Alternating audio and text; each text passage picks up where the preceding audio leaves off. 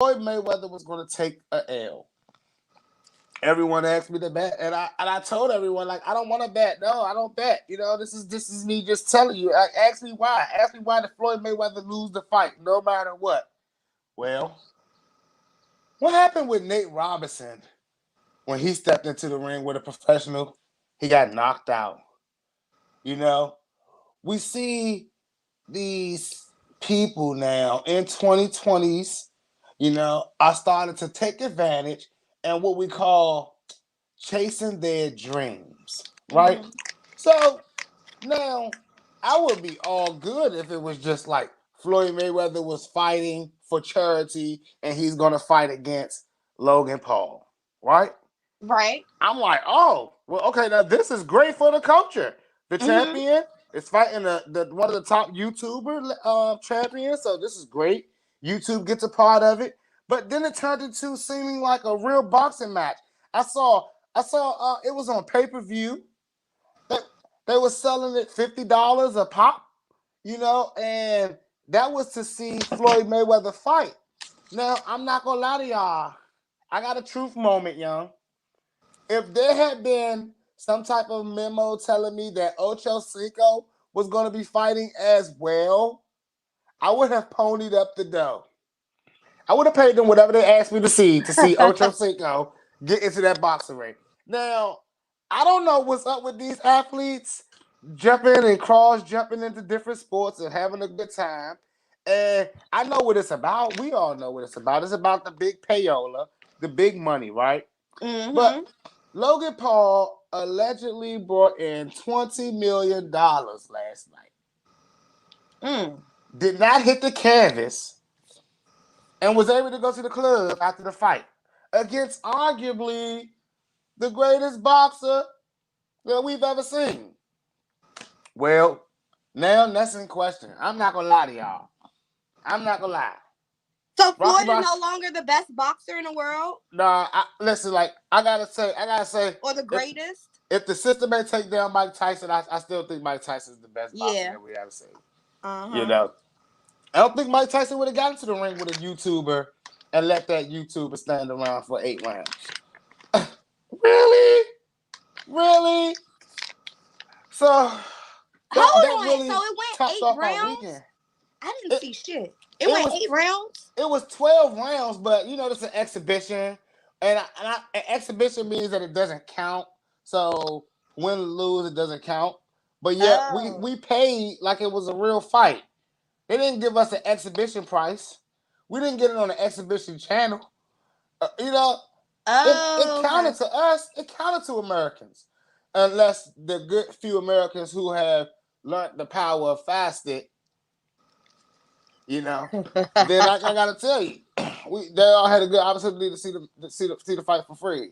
Some of the links I heard that some of the free links allowed you all to watch Ocho Cinco hit the mat, but it Hold did not. on. Ocho Cinco really was fighting?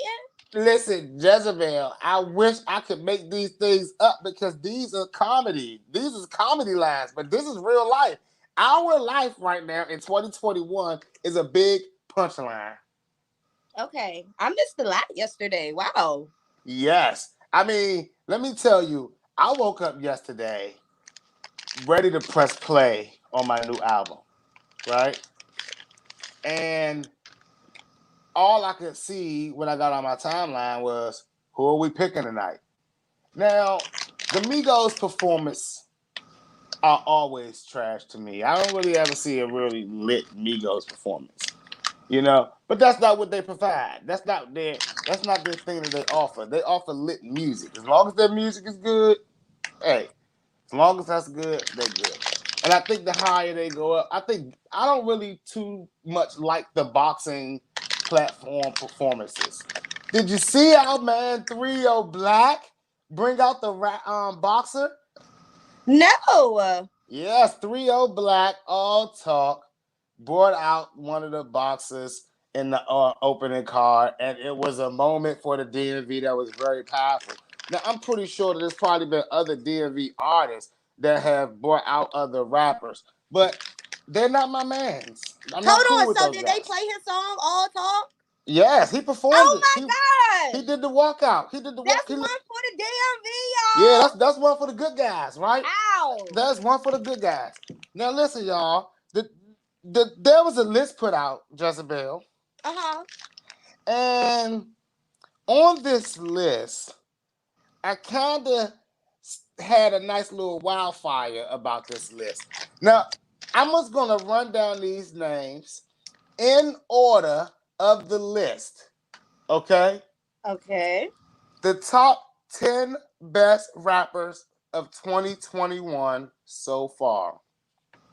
And the list goes Little Baby, Mm-hmm. J. Cole, Lil Wayne, Mm-hmm. Conway, Benny the Butcher, Drake, Freddie Gibbs, Nas, Jay-Z, and Jim Jones. Who keeps putting Jay-Z on that list? And Freddie Gibbs should be So, replaced with Fredo Bang. Fredo Bang. come on, keep on going with some names that could be replaced with other artists. I'm sure we could think of a lot of artists that could be replaced. Who is Conway? Oh man, I'm still trying to figure it out. I swear, I promise you, I thought you knew who Conway. The last Conway I knew was Conway Twitty, right? Now, Yeah. I came under fire because these was my exact questions. Who is Conway, right? And I was like, who is Conway? And I went and listened to him, and I heard a very low-fi, very like New Yorkish, back in the day hip hop sound, right? And I was Mm-hmm. like, okay, but is this the sound that we really want, right? Now, what's interesting is this. Do we realize understand how many hip hoppers that we discourage and either turn them into workers or get them on point of rapping and instead of being hip hoppers? What do you mean? Hold on, wait. I'm confused. You said do we do what? Do we realize understand how many hip hoppers that Mm-hmm. we turn away and discredit and discourage every day? Yeah. So I was asking what made Conway and Benny the Butcher and the whole gang on there. And then I got down to the bottom of the list and I saw Jim Jones' name on it and I was like, ha, ha, ha, ha, ha. See, at Now I didn't first, say nothing about Jim Jones because he is one of my I ain't gonna say one of he's your one of my top 10? faves, but nah, he's definitely in the top 20 though. Mm. So like when you be naming your rappers and you running off your list, somewhere in the top 20 rappers is the We Fly High rapper, Jim Yup. Jones. Bullet. Yup. Oh, and then and Pop, Mr. Pop Champagne himself, right? Yeah. Yeah, and those are only two songs that he got. Yeah. I know. So, like, I'm not listen. I listen. Like, honestly, when it comes to the rap scene, I'm a little different with it, right? Because I'm kind of like one of those. I'm like Benjamin Button with it. I'm like the Benjamin Button of rap. Like while everyone else is getting older, I'm Mm-hmm. getting younger. You know, and I'm starting to look at it. I'm like, oh, it's so vivid.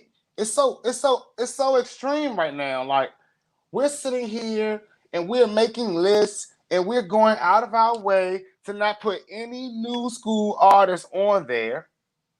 And then we wait a minute. Top 10 is a question mark. You know, and I'm not gonna lie, y'all. I'm not gonna lie, y'all. I've listened to, I was a balling. I liked balling. I yelled it. But guys, that was Bullet. up 10 years ago. If I really had to put if I really had to put a top 10 list together, it wouldn't be that hard. I mean, it's easy to take off names. You got, where's Moneybagg Yo? Where's Cardi? Where's Megan Thee Stallion? You know, where are the artists that are really like out here busting their ass off right now with really good shows right now, putting up really good numbers right now? Why is Nas on this list? I mean, I think and I think a lot of that has to do with lyricism. Yeah. And also originality, I think.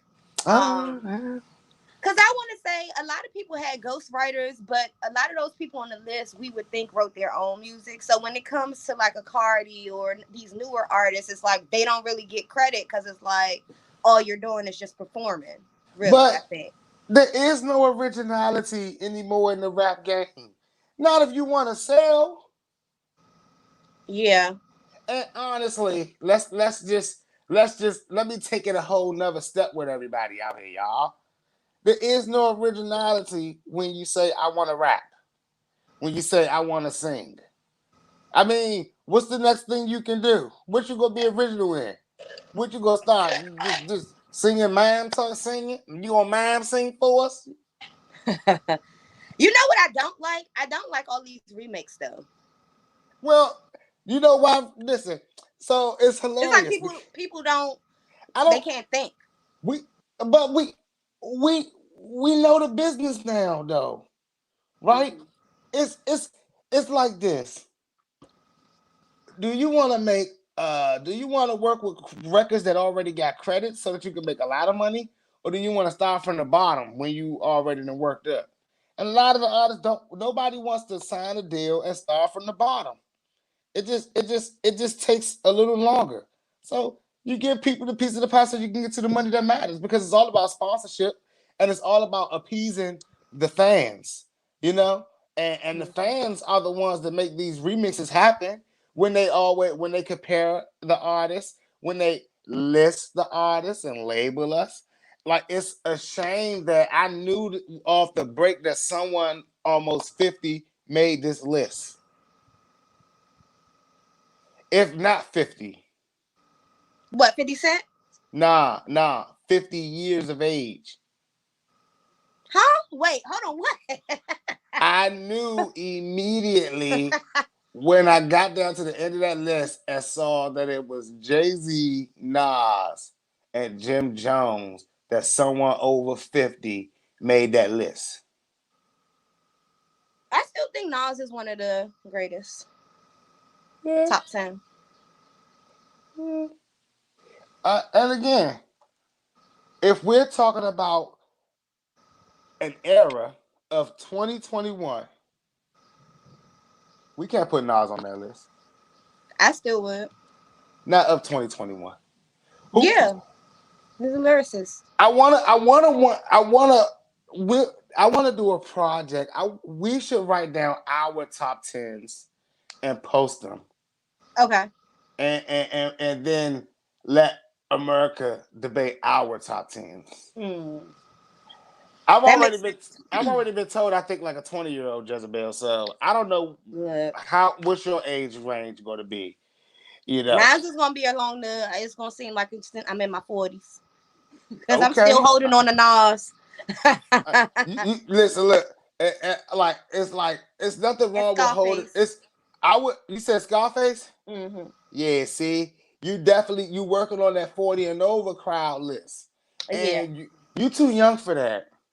I'm closer to 40 than I am 20. You hit enough clubs. You still a young socialite that should know that if Cameron goes on the list, if Cameron goes on any top 10 list, then I promise you I won't even read any more lists because they mean nothing. They will absolutely mean nothing, right? But we all not gonna argue. No one's gonna argue that with Lil Baby. No one's gonna argue with a name with Lil Baby on the top. No one's gonna argue with J. Cole as number 2. You know, but when you start putting people like Conway, Benny the Butcher over top of Drake and stuff like that, I don't really rank ODB in any ranking. I don't really like New York rappers. You know, like there's a few that get by, but this would seem like it's more of a New York list, except it has Lil Wayne and Drake on it. Those are the only two, and Lil Baby. Those are the names that throw me off, because even though J. Cole is not from New York, he still spent time in New York. So I thought this was maybe a New York list. And I felt like maybe this is still a New York list, It's just a weird New York list. He said based on Is skill. so Busta Rhymes, yeah. He said Missy. I wouldn't put Missy on that list. And If you definitely talking not Big female, Pun. Big Pun, no, no way. So, so Jezebel, let me ask you a real live question though. Why is rap the most debated genre?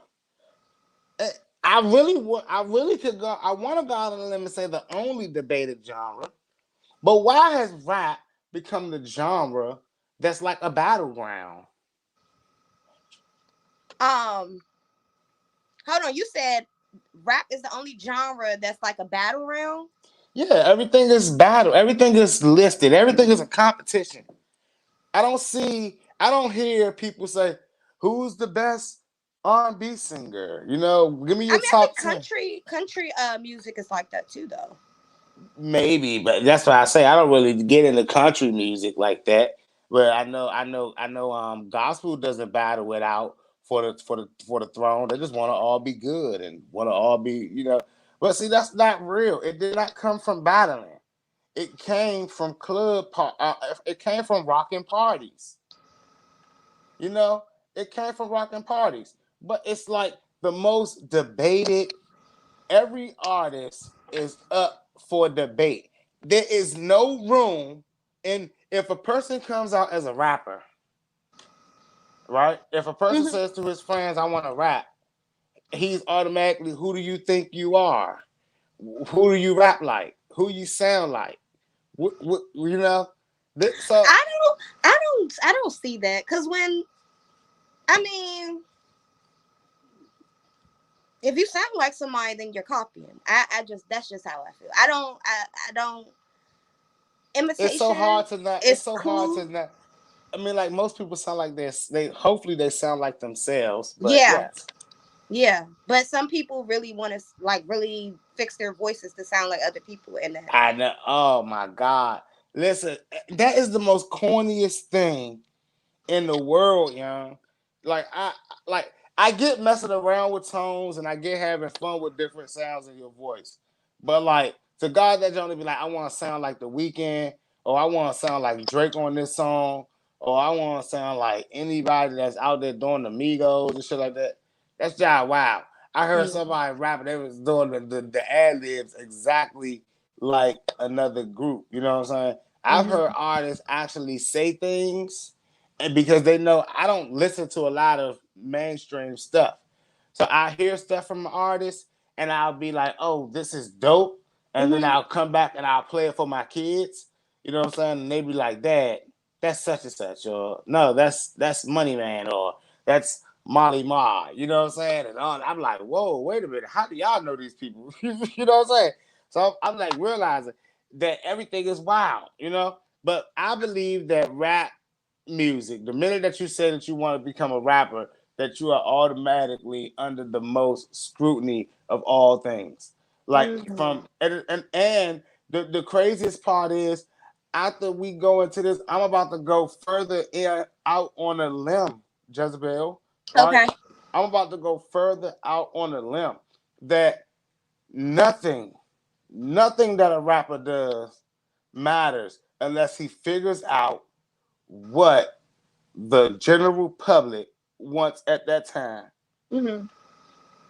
All right. So, what advice do you have for an artist that don't want to rap about the typical things, that don't want to sound like everybody else, and talking about lean and killing and stuff It's like that? it's What type interesting, of right? advice would you give to that artist It's that's trying to come interesting out because I that those are and the sell artists their that music? those are the artists that make it to the higher platforms. You know what I'm saying? Hmm. But at the end of the day, just because you don't want to rap about selling lean, I mean drinking lean and selling drugs and guns and toting and things like that, you still have to acquire the proper sound, right? Hmm. Too many people that want to be considered lyrical take this road called the hip hop hurry road, and I don't know where they get it from, right? Hmm. But it's like they still want to be you and gotta do it. We can all stand on the block. but we ain't gotta sell no drugs, because we all, you know what I'm saying? They just want to be dumb as hell. Like we trying to tell you, like, bro, we listen to the nigga over here, like, we get the money, we get the pills, we get in the membership, keeping it real. You know what I'm saying? That's what we want to hear. So if we telling you that we want to hear that, you may gotta start out there, ain't gotta be up on the block to get the money, then get the pot. You know what I'm saying? Like you gotta figure out a way to bring it to this to that platform, right? Because it's like, I'm not gonna sit up that joint and be like, yes, Hip Hop Hurry was fire. That's the key thing there, was. But we don't turn on Hip Hop Hurry for our kids no more, you know? So what do we think? At the end of the day, a lot of people, we gotta understand. When I used to really go ham and try to get record deals, right? I would always cater my sound to whatever was current. But they was like, why you're only catering to kids. Why you only catering to kids? That's they would always say to me, And I didn't understand then like I understand now.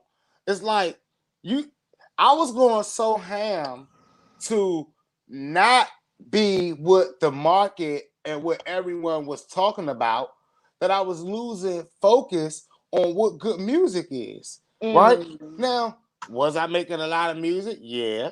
But let's just be real. All the people that was advising me to make clean music and to keep it cool for the streets and give something different, they didn't buy my music. they didn't support it. They didn't come to my shows, right? And when they pulled up, what were they listening to?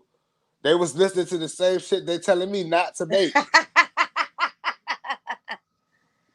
That's real though. So I mean, like I said, we put the pressure on our hip hop artists off the bucks when they are at a small level.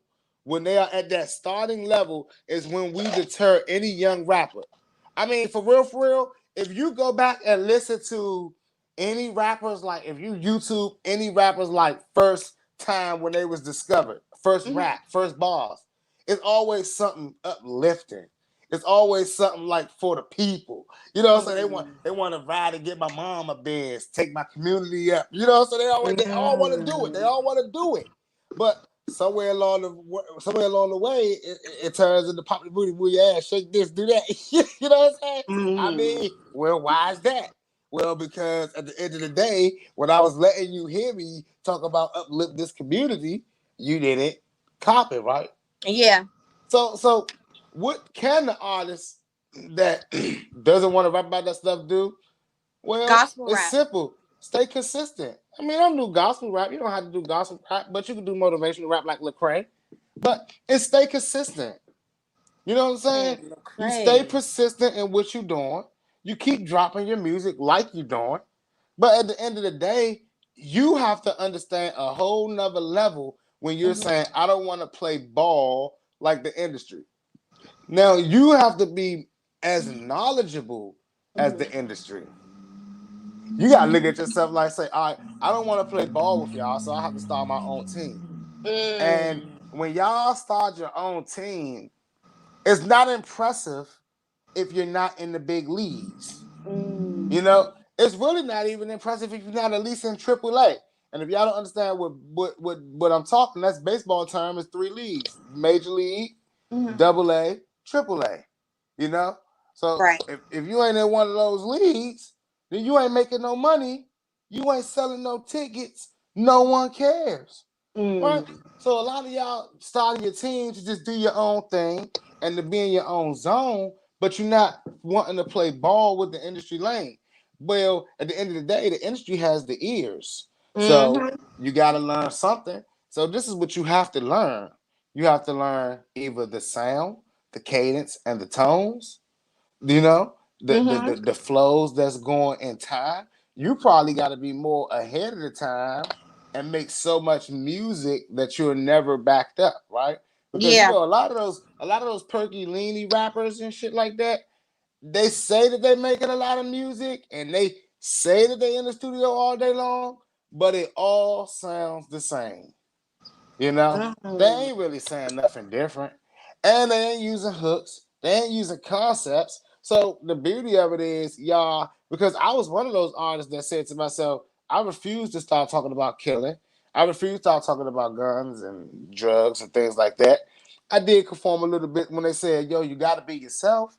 I said, "Okay, well, I do smoke weed. I'll talk about that. I mean, that's something we can share, you Yeah. know." But in the same breath, I'm not out here talking about this and that and that and that and this and that and running down the block. But what did I do differently? I learned the business. Mm. I learned how to make myself relevant. You know how to move. Hmm. How you got to learn how to move. Just because I don't want to talk like them, I still got to be around them. So I like hardcore trap music and hardcore rap, right? Yeah, you're a Um, Gucci fan. but I actually really love the song Circles by J. Cole. And then there's another song that I came across called Switching Sides. I can't remember the artist, but these are like conscious, like conscious rap songs. And I was surprised because I was like, dang, like I just kept playing those songs over and over and over again. And I was like, you do like conscious rap. You know what I'm saying? But you just got to sound good. So The crazy part exactly to about your conscious point. rap, and the crazy part about conscious rap, it's like gospel music, right? Hmm. It's good for the moment. It's Yeah. good to hear when they come out, and it's Hmm. like, oh my goodness, I know how I'm feeling right now. I know how I'm Hmm. feeling today. You know what I'm saying? Where that record at? Where that record at by Hmm. such and such. But for the most part, conscious rap don't provide that happy feeling, right? It don't get you Yeah. it don't really get you like in the car jamming. You know, Mm. have you studying while you ride to work, focus. You know, it may Hmm. help you calm down, you know. But late at night, if you play some lo-fi and you're a little sleepy and you try to play some conscious rap, you might be off the side of the road a little bit. Mm. You know what I'm saying? I don't really care what anybody say. I don't care how much you guys like your Commons and your most deaths. If you're listening to one of their records when it's late at night, it's a feature that they on. It's a feature. You know, like I mean, Mm. we're sitting up here like we talk about so music is so high that they talk about it in the Bible as being an important position in the church. Hmm. You know, music Yeah. is so high that they talk about it in the government as being influential enough to cause a person to do anything violent, anything, right? Hmm. So it's like when we understand this, if we focus on one thing as artists, Uh-huh. we have to stay consistent, we have to stay diligent and Hmm. persistent, and we also have to evolve. Now, the reason why kids ain't gonna agree with a list with Jim Jones on it unless Jim Jones come out and sounded like the new kids and don't even put his name on it. Mm. And then they know, oh, you hear this Jim Jones record? And then he's gonna have the flaw of them seeing him. He's gonna have that challenge Mm. of them seeing him, right? Yeah. And I told you I signed the artist a year ago. And he's been through COVID, chilling, and COVID's happening, but now the world is opening back up soon, and we FaceTiming now to get him ready for his project. So when I see him, his whole head's gray. I said, "What the hell, son?" Hold on, wait. When you seen him, his hair was gray. Yeah, gray hair on That top of his head. what color was his hair before? He's a young man. He's 32, 31, 32 years old. Young man. Mm. But they let COVID turn him old, cooling, right? So I Mm. say, bruh. I say, bruh. What you gonna do with that gray hair? You gotta get rid of that gray hair. You can't. We can't. We can't take you around on tour with no looking like grandpa. They gonna think you Mm. security. Good security. I'm like, he the artist. He the artist. Right. So we understand this. Like, we gotta evolve. Why y'all think Jay Mm. Z locks look so young and jubilant? You said his what? Locks. He need to cut that shit. Well, see, now you're talking like you 40 again. I'm just saying, he looks horrible. I'm just listen. There's nothing he can do. Let's do a survey. Let's do a survey. When was the last time you actually purchased an album? So you still in show form. You still may go to shows and concerts, right? Mm-hmm. But I'm guessing when it comes to your concerts, you probably more of a fan of like the Warner Theater type concerts as opposed to like the FedEx Field type concerts. Yeah, you're You right. see I don't really care too much for like. the elements. Yeah, I like the. I mean, I've been to arena concerts, but I don't really, unless I'm up front, I don't really care too much Not for like listen, and y'all are the fans those are called y'all are the fans that the artists have to cater to stay relevant, right? that. Mm-hmm. But those fans that's standing up outside and fighting the elements and throwing a poncho when it's raining and still be out there with a show going on, those are the fans that make them superstars. And those are the fans that they want. They want those fans more than they want the Warner Theater fans. And it's crazy. You know? I Oh. mean, and we all know that those fans But are. do we? I mean, you asked when's the last time I bought an album. It had to be before streaming Yeah. because now you don't have to buy the whole thing unless you really Do, don't have to buy it. You do just you save it. remember the last album that you bought? Mhm. Which one was it? It was Yo Gotti. I think is the name of that one. The one Okay. with fuck you. I got that joint, and then yeah, that was the last album. Oh, and Kim. So Uh, I'm even further behind than that. The last time I bought an album, it was the Raheem Devon Love Experience. Ooh, look at you, Six. Yep, Okay. yep. And honestly, I was dropping off on the wife at college, and I sat up there, and they was like, "Yeah, we got an interview with Raheem Devon, artist from DC. You know, album just dropped today. Make sure you pull up to any Target and grab it."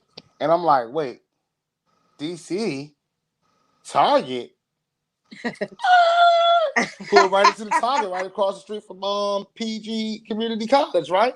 Mm-hmm. Pull right into the Target, walk right to the back, and there they were. Like, and that was for me the like first time I had seen a DMV artist real live have a whole display in a store. So I had to do it. I picked one up and went on ahead and swiped it, and I felt good about my purchase. His Mm-hmm. album was very good, actually. I played it the whole ride up to Virginia Beach. And then on the way back, I don't think I listened to it again, maybe a few times. Mm-hmm. And then, of course, recently I did add it to my iTunes and Spotify. So, of course, now I have it forever. But Mm-hmm. you're right. When we get to this point, we're not going to buy no CD. Mm-hmm. And for real, my kids piss me off because we got Apple Music, but they still hit the damn buy button. I'm like, who Mm. bought this trippy red album? You know, Oh. my kids have bought so much music on there that now I listen to it. And a Yeah. lot of people ask me, why do you think the way you think? I'm like, well, I'm the person that me and my kids share the playlist, right? Mm-hmm. I'm the dad that drop my kids off to school when they go to school. I'm the dad that picks them up. You know, I'm the Mm-hmm. dad that lets them play the music loud throughout the house. I'm the dad who also likes to hack into their Bluetooth while they're playing their game and start playing music really loud in their rooms through Mm-hmm. their Bluetooths. And they really hate that. They look out their room like, where's that music coming from? And it's like me playing some real song. And I usually play something weird like, something really weird like a Do you polka play your song or own something. music for them? I definitely do. Of course. They're like I actually will not put out a song that does not pass their ear test. Okay. You know? Mm-hmm. And it's amazing because I'm realizing the success that I've been having with that method. I mean, like people, I record maybe 100 songs for a project. You Mhm. know, in a real round, somewhere around 50 to 60 songs that I select through, and then I'm starting to work on another project. So it's Mhm. like if we recording hundreds of songs and Mhm. we're sitting there like, okay, what about this one? What about this one? And we're trying to narrow them down to the top 30, to the top 20, so that we can build like the next three projects. Mhm. And what's going to be collabs and what's going to be trash and what may work later for another mode. So when you're thinking about all these processes, sometimes the only people that you have is the kids. Yeah. I rode with my son. We drove from here to Georgia. He rode with me in the U-Haul. Mhm. And that was the most enlightening 10 hours that I have ever had as an artist, you right? Mhm. Because I was able to I say y'all take the aux cord and y'all go ahead and run the music. Y'all play whatever y'all want to play. Okay. You know? And I know that they made some people hella rich that weekend because what I realized is kids will play songs over and over again. Mhm. They kind of remind me of us when we was growing up, you Mhm. know. And I think that you remember when we was growing up that they would actually sell you a cassette tape that was an A side and a B side with literally one song on it, Yeah. and then the instrumental on the other side. Yeah. Dang, And Chris, we old. I mean, yeah, we old as hell. Like I was a baby when that happened. So I was a baby. Let's say that. Let's say that. But when that was happening, y'all don't understand the magnitude and how the record labels still do these things to today, right? Mhm. And we all out here real life fighting ourselves with trying to take over the world. Uh, Now you just made me think of something. Why don't they put out instrumentals anymore, like how they used to? well, because everyone is doing streaming services. Mm. So I mean, you think But you about it still like would want to hear, like for instance, one of my favorite remixes right now is, of course, City Girls, Twerkulator. So, like, I would think, like when they put that song out, or if it's an album, like, why don't they, how they used to do, they'll give you like a radio edit and then right, also just the instrumental. right. Um, so is that costing It's them more money or? cost. It's definitely cost more money, right? Okay. And it also loses money. It only gains. So an instrumental only gains whoever makes that instrumental money. And if Mm-hmm. you already had to clear the beat to get with the vocals on it, you ain't about to try to clear it again to give out the vocals. Most of the instrumentals they go on what's that, YouTube. Mm-hmm. And now you see how Universal Music Group and Warner they starting to make you even not even listen to instrumentals. This is owned by this is owned by that. Mm-hmm. So a lot of the times producers are, and now y'all know these all these new producers are really working with artists. Okay. I mean, like even DJ Khaled has his Mm-hmm. select core artists that he's going to, Okay. right? Mm-hmm. So when you moving like that in retrospect, right? Mm-hmm. It's like, shoot, all the beats are gone. All the beats are gone. We don't need to use instrumentals because the streaming companies, the companies like TikTok, the companies like Mm-hmm. Instagram, the companies like Facebook, any company that's allowing you to choose what segment or what section of the song you want to use for your content, Mm-hmm. they're giving you the instrumentals now. Okay. You know, I mean, like if you just want the instrumental section, they all the records are giving you a section in there that's just the instrumental where you can use it for whatever you want to do now.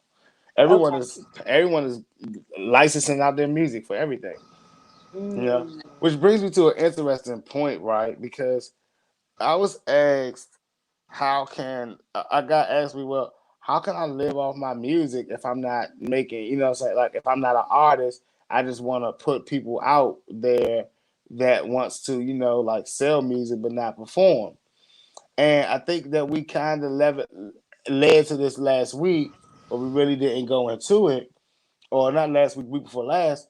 But it's an interesting topic that a lot of artists don't understand about licensing music, Mm. right? And making music and licensing it, registering it. And a lot of y'all probably right there like, what does that mean? What is Mhm. licensing? What is registering? Well, a lot of people don't even know I got a whole album that never went out that was only just made just for licensing. Licensing Mm. is movies, video games, TV shows, Mhm. commercials, whatever, Netflix, whatever. And that's just a lane that like, I don't want to do this. An artist asked me yesterday. He said, and I know I'm wrong for this, but he said, why don't people like me just get on? And why can't what makes it so hard for us to get on? And when he Did you asked me, ask them what is on?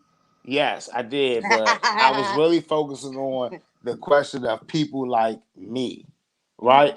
And when I had to be as blunt as possible with him, I said, there's two reasons that people like you don't get on.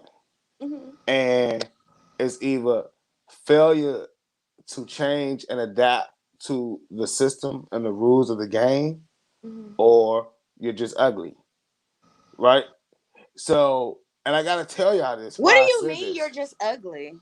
This is what I'm trying to tell y'all. In the industry that you want to be in, you gotta adapt. You gotta Mhm. change. Like, you can't just be looking like what you think is comfortable. Unfortunately, no artist has the luxury of being comfortable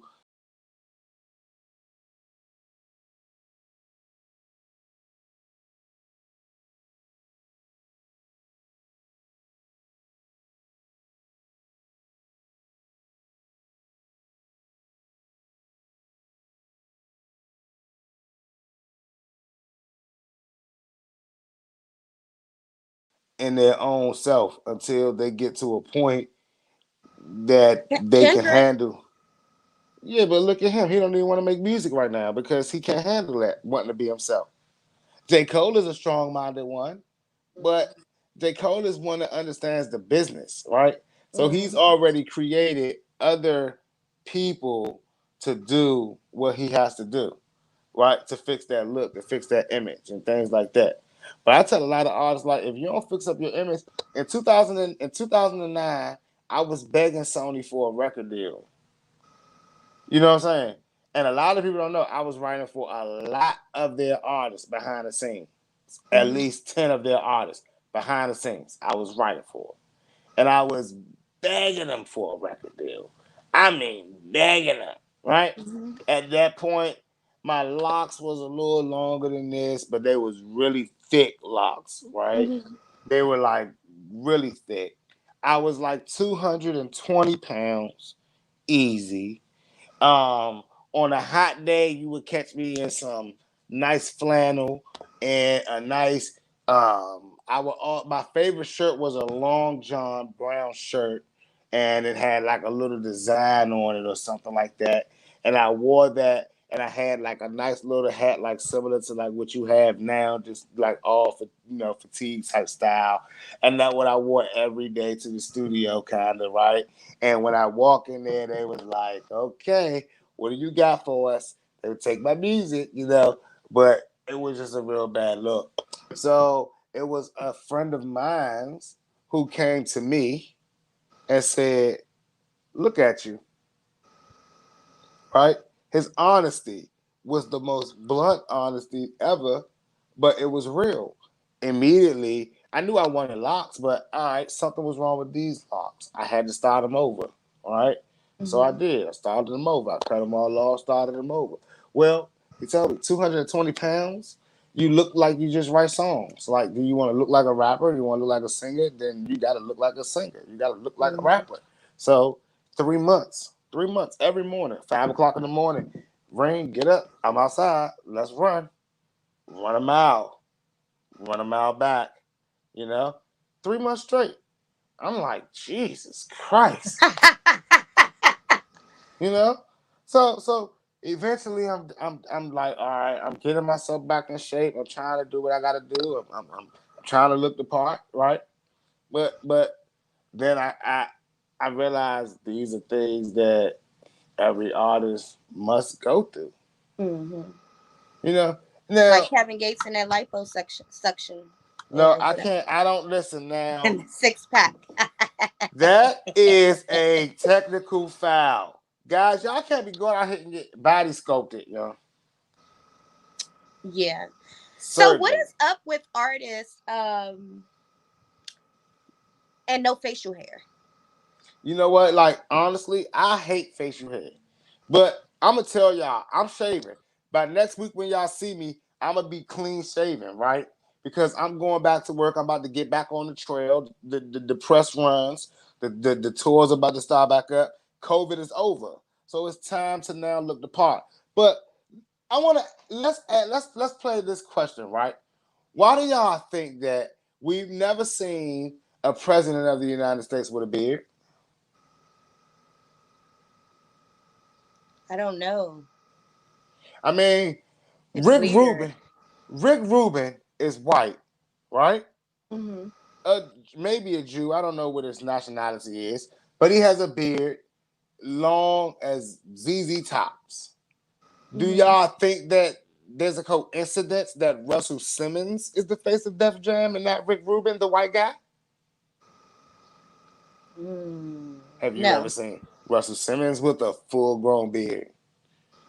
Well, No, le- but it kind of it's just it's I don't I even though I understand it's supposed to look better with these rappers that's doing it, it just looked pedophilish to me. well, like Um, the thing like about it looks Moneybag, it looks Fredo pedophilish Bang. in it looks pedophilish in our community, right? And you know why it looks like that in our community is because we expect for a black man to grow up and get strong and grow his hair out and you can tell he's the man of the house or things Mhm. like that. But when we gotta understand, like, this world is not out of slave mentality, right? They Mhm. still very much so in it. So it's like the yes sir, no sir. Like if they can't see your grill, they automatically afraid of you, right? Mm. If they can't see your face, they 10 times scared of you. Like, I Mm. mean, there there has been situations where I've met the exact same person with a beard and without a beard. And the invitation and the greeting is totally different. And I'm talking about without the beard first, with the beard later. It's like, "Ooh, you okay? You all right, buddy? Is everything okay?" You know, there's a fear factor with hairy men. Why? I mean, why do y'all think that most of the really big, intimidating men in like UFC, they want to grow that little beard? Even the Mm. white dudes, they be happy as hell when that little stubby get through. And Mm. NFL, the linemen, when they get that little beard to poke through, that lets them know it's intimidating. It's Vikings. It's barbaric. Oh, okay. You know, I we just thought have. they was trying to stay looking young, and I just Well, the thing about it is, it has nothing to do with age because because I'm like, you ain't can Google Moneybag how. like 50 years old? I So, don't so even know, he looked but like it's crazy. But you can always Google how old an artist is. they be lying though. A Well, lot of artists when they come out, they put their age younger. They put their yes, numbers younger. yes. When I Why was is that? I was on a press run. All right, so I'm gonna tell y'all like this, right? I had to lie about my age for about 2, maybe 3 years. Hmm. No, maybe like from about '07 till about 2010 when the cat was out the bag. How old I really was, right? Hmm. But what happened was I automatically got classed because of course my wife, when I was a senior, she was a freshman. Okay. So we were together the whole time. And then of Hmm. course when she went to college, like I was always with her at her school and things like that, right? Mhm. So when people started classifying me, they automatically took 3 years off my age. Mhm. But then when I started writing, my first artists were kids. The oldest one was like maybe 16 years old or about to turn 16. Mhm. So because it was my job to not only write and work with them on their project, it was also my job as I was also their mentor and kind of like handler. You know what I'm saying? You have to watch them, make sure they stay out of trouble and shit like that. Mhm. So now that goes from me just getting out of high school. I mean, looking like I just got out of high school, always in college, and now going into the rap scene. And literally, when I left high school, I just started hanging with my wife. So that's no more hanging on the block, no more hanging around the corner with your friends. So nobody sees you, nobody even knows you from the hood like that, right? Mhm. Or knows that you're still from that hood now. It's all about your new image. Right. So naturally, when I shaved off my face, everyone is like, "Oh, you getting reception. You getting people that will genuinely tell you how they feel. The younger they think you are, you know. I mean, Mhm. like this crazy. I had an interview, and I'm sitting there. This is how the cat came out the bag. I'm sitting there with Jenny Jones, Kitty in the City, Mhm. and I'm in there with another artist, and it was a wild interview. But you know how you can tell that you're getting like there's a lot of flirting going on and a lot of like interesting topics going on and shit like that. So Mhm. then Jenny says something like, "But I shouldn't talk to y'all like that because y'all are kids." you know. And Mhm. and me and the other artist were like, he's like 21 at the time. I'm like 24. Mhm. Maybe I'm 24. He's like, shit. I'm like, shit. I ain't no kid, Jenny. Like that. She said, Mhm. wait, you're not 17? I'm like, no. And she asked the other artist, wait, but you're 17, right? He said, oh yes, I'm 17. He's 21, right? He's Uh like, oh huh. yes, I'm 17. She's like, oh, that's interesting. She's like, so you're actually 24. I said, yeah, I never said I was 17. You know what I'm saying? Like that. Uh Like, huh. so she's like, okay, interesting. So like now that interview went from like okay, you're gonna make it to like, why aren't you on yet? What's going on? What's taking you so long? Like, why aren't you, so it Mhm. changed the whole narrative. The very next day, everything changed. Like literally, I lost so many sponsors and so many people that was like investing in all the projects that I was working on at that time. They all kind of pulled out. They Why? all well because now it went from like apparently the narrative was that I was still under 21. So Mhm. everyone wants to pitch in and be a part of the kid that's about to be the next big thing. Mhm. Everyone wants to be the attached there, and there's a certain knowledge that they think that you don't have as a kid, right? Certain things that they Oh. can get away with when you're a kid. So they breed off of these things, and it's also certain rules that they can do, right? Mhm. So when you realizing that, damn, I done lost all my investments. I lost all my sponsors. All the while, like all the other artists, they still getting everything is paid for studio time. Mhm. Everything was like for me. I used to just walk into the studio. I used to could just call. You know what I'm saying? Then it became once my age was out, it became more of a business, right? I Mhm. actually for years started to hate it. I started to hate music. You start questioning, wait, maybe I am too old to be doing music. You go out there, you get jobs, Mhm. because the industry puts pressure on you when your age is out there. Knowing that I was over 21 and 24 years old, there's already an idea that dang, we can't do this, we can't do that, we can't do that, this and that, you know? And there's like, what else is he attached to? You know, what other people maybe he may already have given rights to. You know, so yes, age is a big factor. So when these artists come out here with the beards and things like that, I mean, you know who the artists are that when they get their beards. I mean, P Diddy just got a beard during COVID. We know he's 50. Yeah, he never really had facial hair. No, because you want to be like we all You want want to to look be. young. I You still no, kind of it's crazy. not even young. It's you want to look white, Jezebel. What? White. Oh. It's Superman. Superman don't got no beard. None of the superheroes got beards. And the white people draw them like that on purpose. There's a certain American mannish look when you're clean shaven. They can throw you on a magazine Yeah. and no one's gonna ask, who's that guy right there? Mm.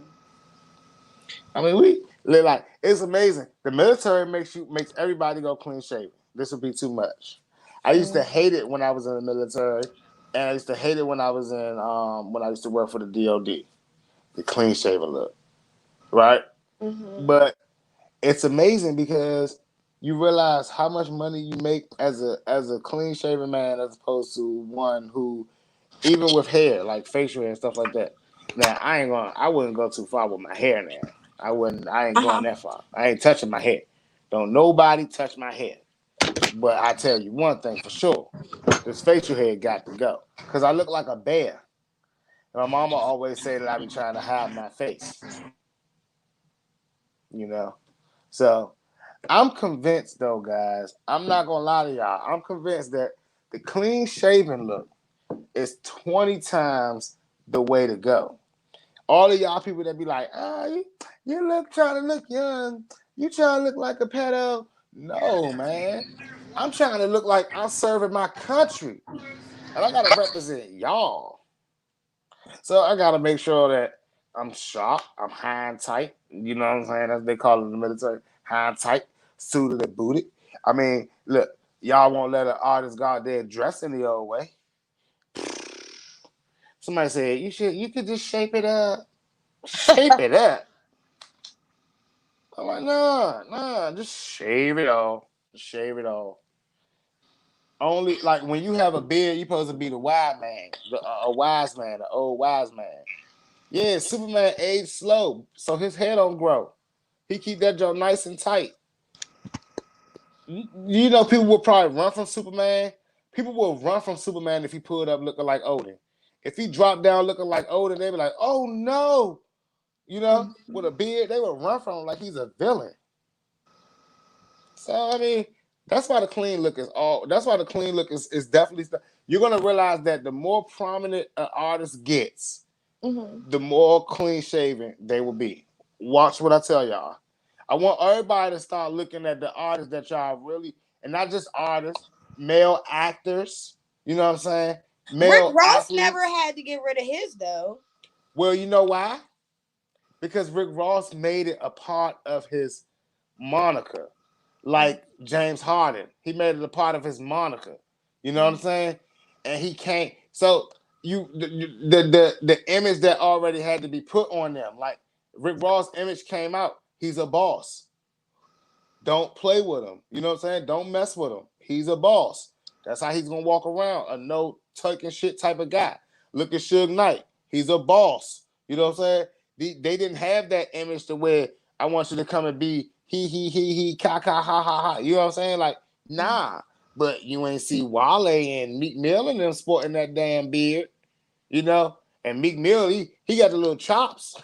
He had the little chops at one point, but come on, you know? Like, nah, they don't let when you have a certain look about yourself, small guys, like my stature and stuff like that, when people see this look, what you know how many times when I say to somebody, "How you doing?" They're like, "Oh, hey, how you doing? Thank you." Or when I hold the door for people, they're like, "Oh, thank you." But they're walking the whole time with their head down because they don't want to make eye contact with me. So when they actually see me like hold the door for them, it's like, "Oh, he's holding the door for me. Oh, thank you." You know what I'm saying? Like we understand what's going on. We know what's going on. Well, when I'm clean shaven, yeah, buddy. Hey, buddy. You probably you. Listen, I want all y'all to try that experiment. Shave your beards off. All y'all brothers out there, shave your beards off. Go into your job and ask for a raise. Do it. Shave your beard off. Go to Shave your your job and ask shave your for a raise. shave your beards. Go to a job and ask for a raise. Actually, this what you do first to get your raise, to get it locked and loaded. You go into the job, you shave your beard, go into the job, and you go in there when they're asking you, what you been doing, why you clean shaving, you gotta act as if you had an interview.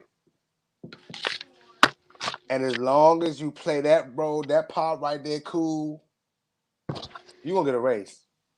They might give you a raise that minute.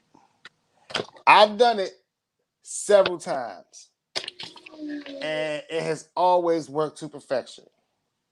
Get yourself clean shaven, you're going to ask for a raise.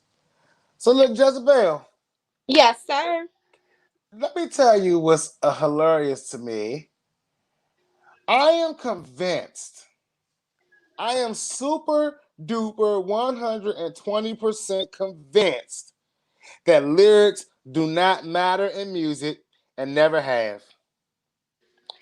That lyrics don't matter. That lyrics don't matter and they never have. Yes. I believe it is my synopsis. It Uh-huh. is my position here that people have never ever listened to lyrics. They've only learned lyrics Hmm. after the cadence that they like, the flow that they like, and the type of beat that they like passes the ear test. Passing the ear test. Yes. What I is the think ear lyrics. test, you ask? Yeah. What's the ear test? The ear test is simply those three things. First, the intro of the beat. Hmm. Is it catchy? Yep. Do we like it? Hmm. Second, how is this hook about to come in, or is this verse about to come in? How he about to start it off? Wait a minute. Okay, he started it off right. Hmm. Okay, let me check it out. Let's see how the flow go. Whoa, how the flow? I like the flow. I like the flow. And then that hook, by the time you have decided all these things, the hook starts, right? Yeah. So now you've decided, I love this hook. This hook is crazy. Uh, so what do? You start it over and you start to now acquire what this artist is really saying. Yeah. Because for me, like I said, it is the beat that initially the first. I only give people 45 seconds at the most. You ain't the only one, Jezebel. You want to know what's amazing? You're just the first to admit it. Everyone is only given 45 seconds, some even less. Some people I know for a fact are only doing 10 seconds. 10 seconds. That's not fair though. Well, you know why it's not? You know why? You know why? You know why it's fair? Why? Because, like I said, lyrics have never mattered. Lyrics have never mattered. But the first 10 seconds is usually the intro to the beat. But that's why I tell people don't. You know what I'm saying? Yeah, Like when you make music, don't wait too long to start the song because somebody will skip it if the if but it. what's most of the people that will skip a song in the first 10 seconds are really technical listeners, right? They're the people that can't listen to a song improperly mixed, improperly nothing, right? So Mhm. that's gonna automatically turn them off. There are some people who can bypass a bad mix if the song is good. They'll be like, yeah, I mean, I heard the mix is bad, but it's all good. I'll give it that. It's cool. I like that song. You gotta they'll hit you with it after the song over there, even bad about to say, you just gotta get that joint mix, you good. You know what I'm saying? And you leave feeling good. Like, all right, bet I'm gonna get this joint mixed. And they still won't fucking pay the damn fee for it. They still won't try to get the damn thing done. And that's what's amazing to me because I'm sitting here like, everybody, all y'all artists out there, I'm trying to tell y'all this, y'all. Y'all focus on y'all lyrics to the point where y'all are happy, right? Y'all make y'all lyrics to the point where y'all are happy. Kanye West was able to make a song go boop, boopity poop, poopity poopity poop. And if y'all think he was only able to do that because he was Kanye, y'all lucky. Beyonce was able to drop a song, say the same words over and over again. What it do, Mallory? How you feeling? Now, y'all need to go check out her music. She just dropped some new stuff online. Nah, man, I'm trying to tell you, the devil is not a liar, young. And I'm listen. Only reason that I've tested this theory. Listen, as an artist, as an artist, y'all all have tested this theory. Y'all have went in the studio and y'all have dropped some of the hardest bars on the record, and y'all have looked at y'all mans and them, and y'all have be like, y'all not feeling this joint, and then y'all go in the studio and y'all try to make something that's like real live catchy, real live cool, right? All cave. We make it catchy. We get it to the point where it's like, yo, you already know. You already know it. All your peoples, they once it passes their ear test, we feel happy about it. I'm not gonna sit up here and sit up here and deny myself. I've done it. Try so hard to be so lyrical to the point sometimes where I was literally writing songs all day. Like when I was writing for Sony, I had to submit 10 songs a day. Like, and that was the minimum. And that was a rule, right? And a lot of them songs I used to write, I used to be like, yo, well, talking some real shit. I'm in love with the music till the OD. You know what I'm saying? Go ham, dumb shit. And I'm like, okay, turning this stuff in. And people are like, oh, that you did too much writing. Oh no, it's too much lyrics. Oh, dumb it down. Oh, no. Make it more, make it more memorable, make it more, saying that's too many lyrics for them. That's people not gonna understand where you're going with that. People not gonna know where we're going with that. That's too big. That's too big of a mindset. Exactly. Think like a mood song. Bitch, I'm a cow. Bitch, I'm a cow. You know what I'm saying? Oh Yeah. no. Yeah. You ever heard the mood song? Uh. I actually watched her on her live record the Moose song. And one thing I like about Doja Cat, she real live puts her work in. But I watched her record the song live and then go into the studio and we're going to her room and shoot the video for it on the green screen. And the song blew up like that. Bitch, I'm a cow. Bitch, I'm a Hold cow. on. She recorded it in her house and then went to another room with the green screen and made her music video. Yep. And then dropped it. She did all this on Instagram Live. Really? And yes. And the song said, bitch, I'm a cow, bitch, I'm a cow. I'm not a cat, I don't meow. So something like moo, moo. I gotta go hear that. I promise you, when you hear it, you're gonna be singing it next week on the air. Oh wow. Like it's an awesome song. Like, listen, like I'm not telling artists. I want artists to understand something. Because everything that I say on this show or on the airways gets taken so technical that it's not even being heard what I'm trying to say or what I'm really saying. And honestly, I kind of love it because it gives me something to talk about and you all things to talk to me about, and we get to like build up this nice, great debate. But what I'm saying, we as artists, we all like, not all of us, most of us start off in this game, and we want to be very lyrical. Like we want to show that we got bars. Like we ready to go. So I've seen some people come off the gate giving you 48 bars, and you like, bro, what's your hook? Like what's your hook? And they just so adamant in the bars.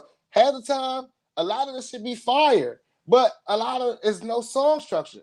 A lot of people don't know how to write songs. You know what I'm saying? And that's not your problem that you don't know how to write songs.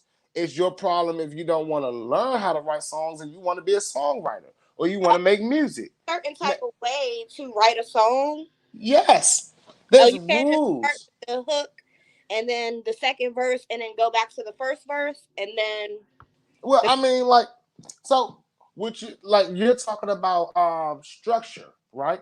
yeah. So song structure, yes, people change song structure every time. Some people may start with the verse. Some people start with a bridge and then the hook. Some people start with a hook. Some people start with an intro, and then their hook. Some people start with an intro and then their verse, then a bridge, then the hook, you know.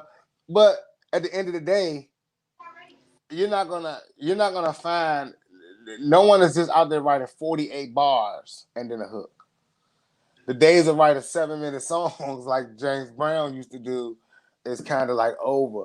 I really would love to see an artist write a 6-minute song. I wrote a 7, 8 minute song. Artists on I had 4 artists on the song. Me and my Smash brothers, my Mash Records, they performed on it.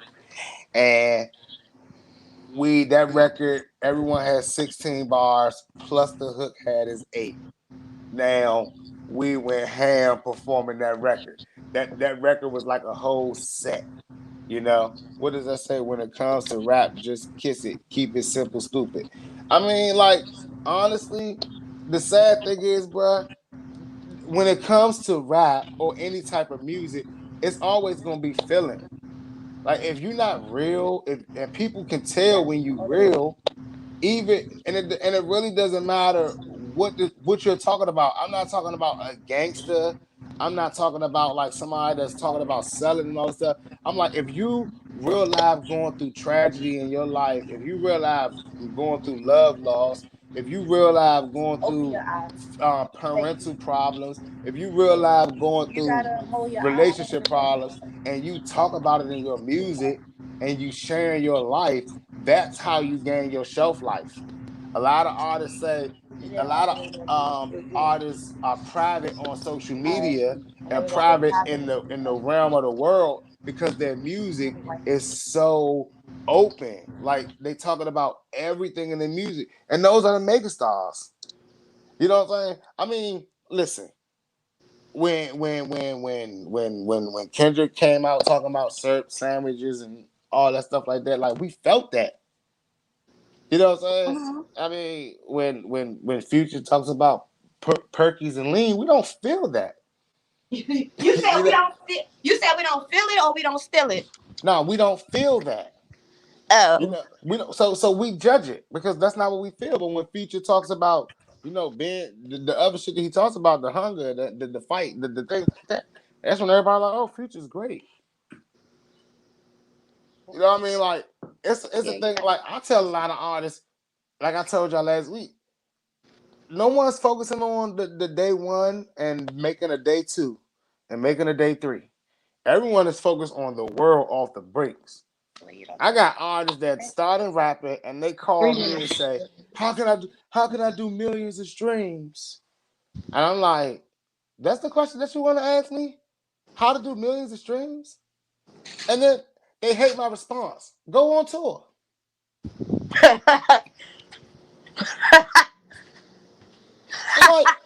I'm like, yeah, I mean, who's here you perform? Go on tour. You want millions of streams? Go on tour. Yeah, I mean, like, hey, we already y'all got all the marketing companies in y'all face. Y'all listen. I understand artists afraid of being scammed by the wrong people, right? Because that is very much so a thing to be afraid of.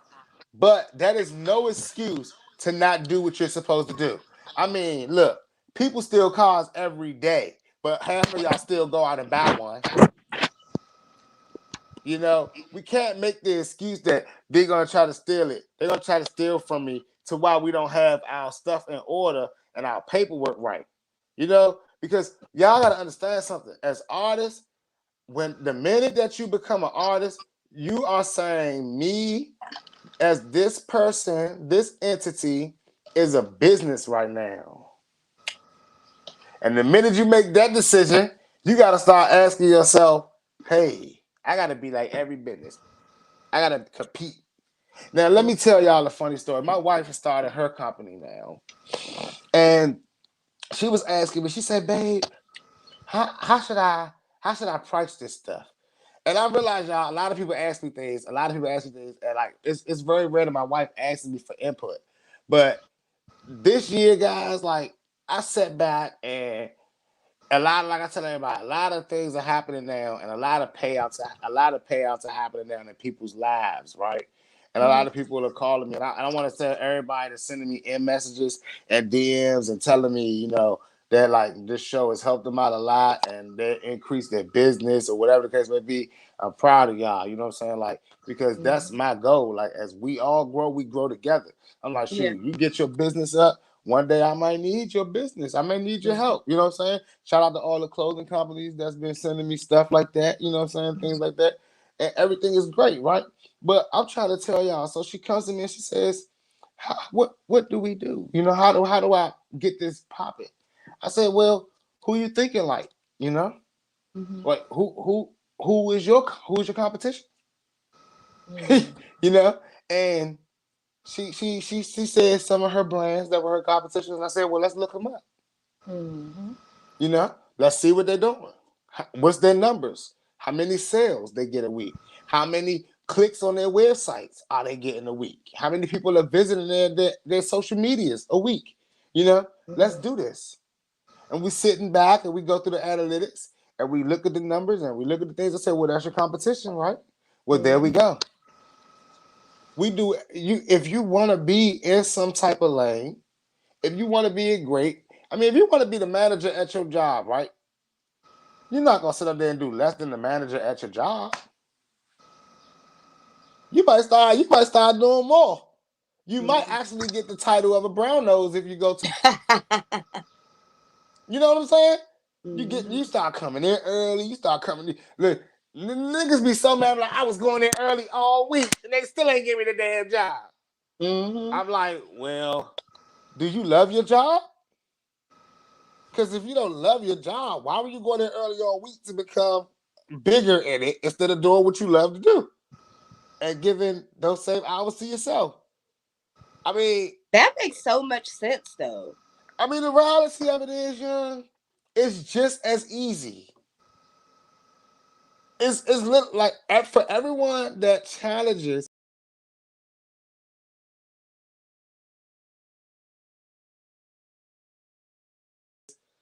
these theories, it's just as easy. Like, you got to realize all these companies had to follow the exact same rules. They may be big multi companies now. They may be big major selling artists now. They may be big actors now, big models now, but they had to follow the exact same rules that the ones before them had to follow. Now, there are a few anomalies. Of course, when Soldier You right. Boy gets signed off of YouTube, that's the first thing that ever happened. It's like, oh, he's the first. But he had to follow the same steps. He just changed the way that they received it. Like, he just changed the way they got to see these steps. Whereas, like, most of the artists was still out there trunking, going to the colleges and trying to do this. He was actually bringing it to the platform and letting the numbers speak for themselves on the platform. Once that happens, it's like, oh, well, now we can add this into it. So it doesn't say when Soldier Boy got on. It doesn't say, oh, we should stop doing shows. We should just go to YouTube now. Let's just do YouTube. No, you add YouTube into your repertoire. Now TikTok is out. An artist said to me two Saturdays ago, he said, I only make music for TikTok now. I said, what in the dumb carnations is that? I said, well, I don't have TikTok, so how am I going to hear your stuff? Hey, I'm getting hella views on TikTok. Now, I'm not going to lie to y'all. I do have TikTok, and I did go to his page. He's not getting hella views on TikTok. But I do know how TikTok works. Even if you get millions of views on TikTok, those Mm-hmm. are Those are payouts that take a year to happen. What do you mean? Hold on, wait. So you put your music on TikTok, or you get however many views and streams, and you get paid for it, but it takes a while. Is that what you're saying? It takes a year, and yes, A year to get paid? mm-hmm. From Fuck TikTok, out of here. from TikTok, it don't come in no TikTok. It ain't no flash. You know, it ain't no flash. Now listen, y'all know why the most of the TikTokers are young or really old because they can wait 8 months to a year to get paid. Their bills and shit are paid. They happy. They good. But you as a up and coming artist, you cannot sit up there and bank on. I'll just make a TikTok song and think that you're gonna be the next TikTok superstar and think that you're gonna just get walked into this damn gatekeeper that's gonna change your life for the rest of it. And I'm trying to tell y'all, listen, y'all, a lot of y'all artists do not understand the power of a rollout. But I'm not about to tell y'all what a rollout Why is on this not? show. I was hoping you. Come on, give us the secrets. No, listen, let me tell you why I'm not gonna give them the rollout on this show right here, Jezebel. Because you know what? You want me? We still got some I wasn't showing. giving you nothing. I'm getting soda. We still got some showing to do. Mm-hmm. You know? And it's like they still do not believe us. Why are we still talking about talented versus hard work? You said talented versus hard work? Yes. I am so tired of saying this narrative. He's only on because he doesn't have any talent. How he get on? They don't look for talent no more. They just look for people that can pay. They don't look for talent no more. They just look for people that want to be selling their soul or be devils or be puppets. I'm like, we're all fighting the same battles, but we all go through the same path, but we all don't get the same results. Well, something is not happening. Something is not happening the same way, right? I mean, we all know if you plug in something, it gives you electricity unless something is broken inside of the system. You know, then you might got to get a new cord, might got to get a new electricity wall, and your house might be out. I mean, there's so many reasons as to what can be wrong. Why isn't this light turning on when I plug it into this wall? Like I've done this. All right. So you take it to another wall spot and you see if it turn on. And if it does, then you know the lamp is good. So maybe it's just that spot. So now you gotta figure out is there a switch on the wall somewhere that's turning it off? Is the socket busted? Whatever it is, or some people just leave it, never fix it, never worry about it, and you still can't use that outlet that you need to fully be powering your house or to fully be getting the power that you need or in that right location that you need to be in. Ain't no damn lean. Oh, lean time. Nah, Lean I time. really love What Sprite, y'all. time is it? You said Sprite. Yeah, I had the Sprite. I really love Sprite, but I don't drink lean. And if I did, I would mix it with cream soda like everybody else. Man, listen, young. I don't know anything about what y'all talking about, young. I have never ever partaked in that system. But like honestly though, like we gotta understand something, y'all. Talented artists, and I'm talking about some of the most talented artists that I've met. I know an artist that all you got to do is play a beat and he'll freestyle a 16 without even stopping. Never heard the beat before. Can you Right? send me him? Sure, sure I will. You Yeah. know, but he's dope, right? I Mm-hmm. know a female artist can write her ass off. I mean, I don't know, I don't know if she's good in the booth, delivery wise, but with the right engineer, I've seen him turn them up, right?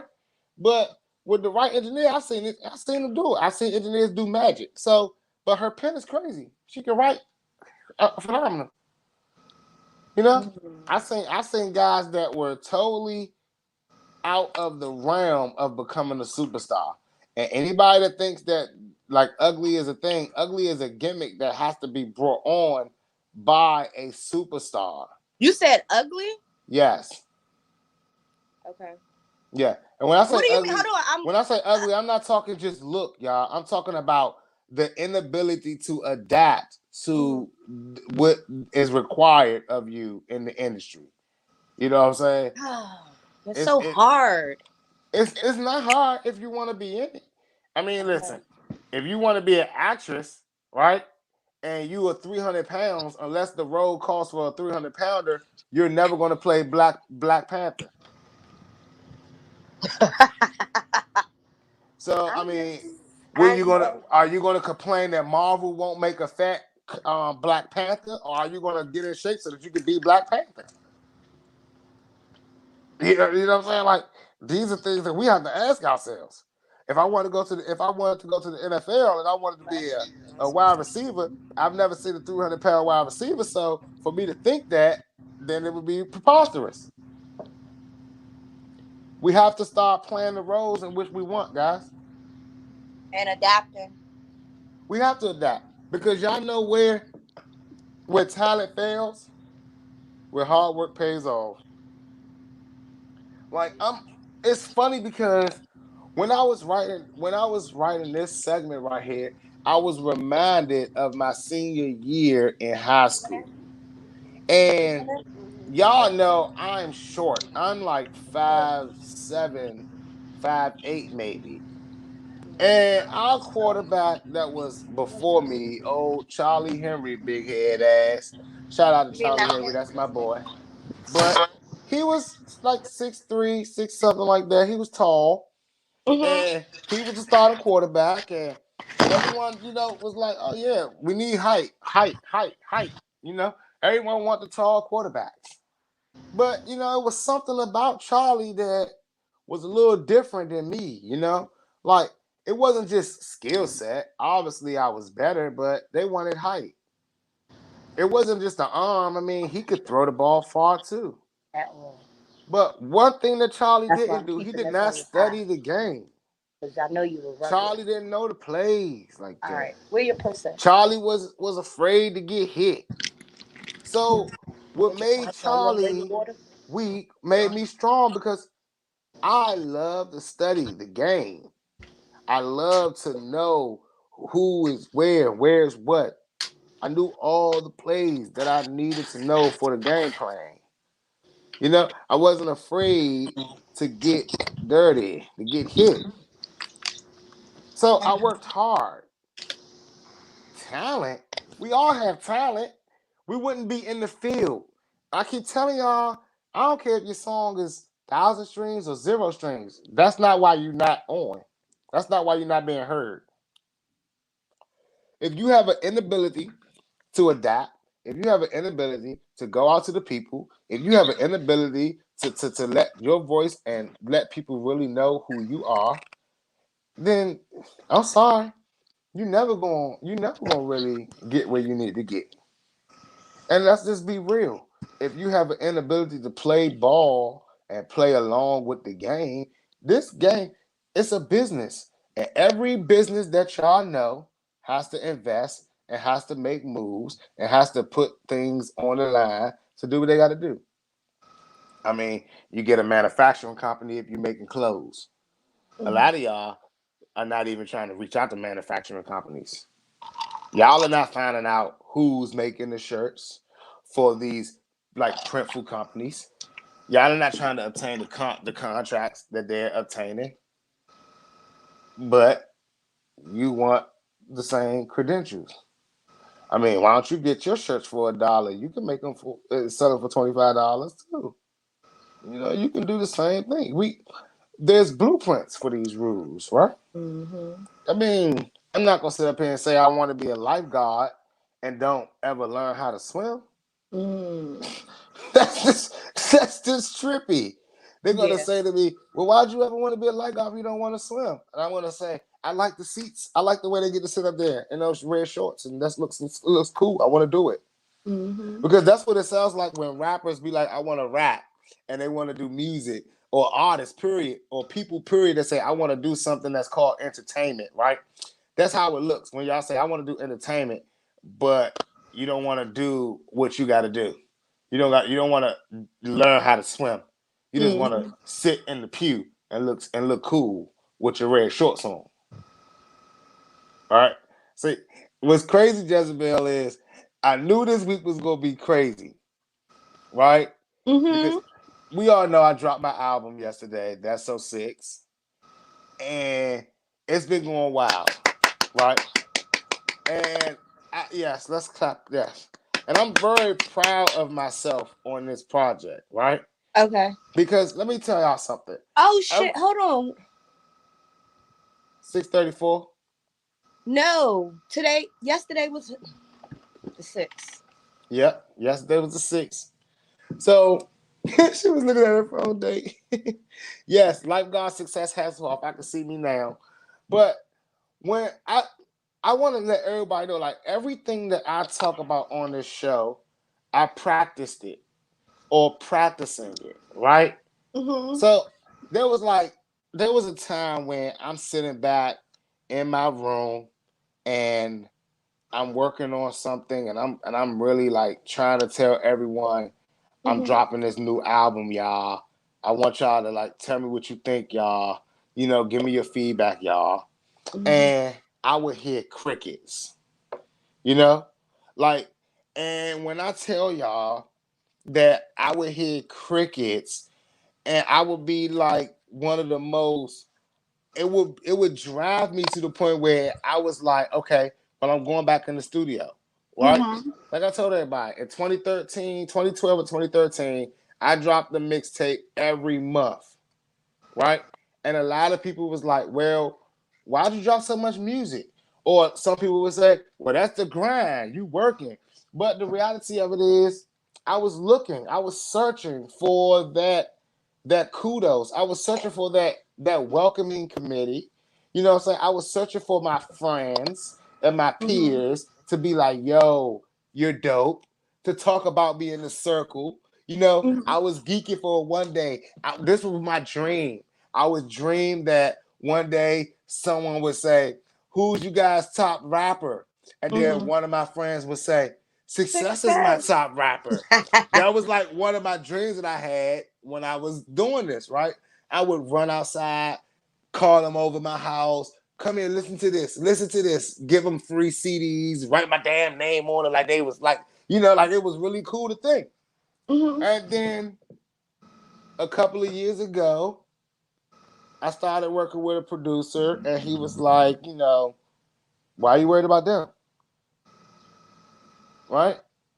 And he said, we're going to change all of this. Right? So now I'm like, okay, well, cool. Who do we focus on?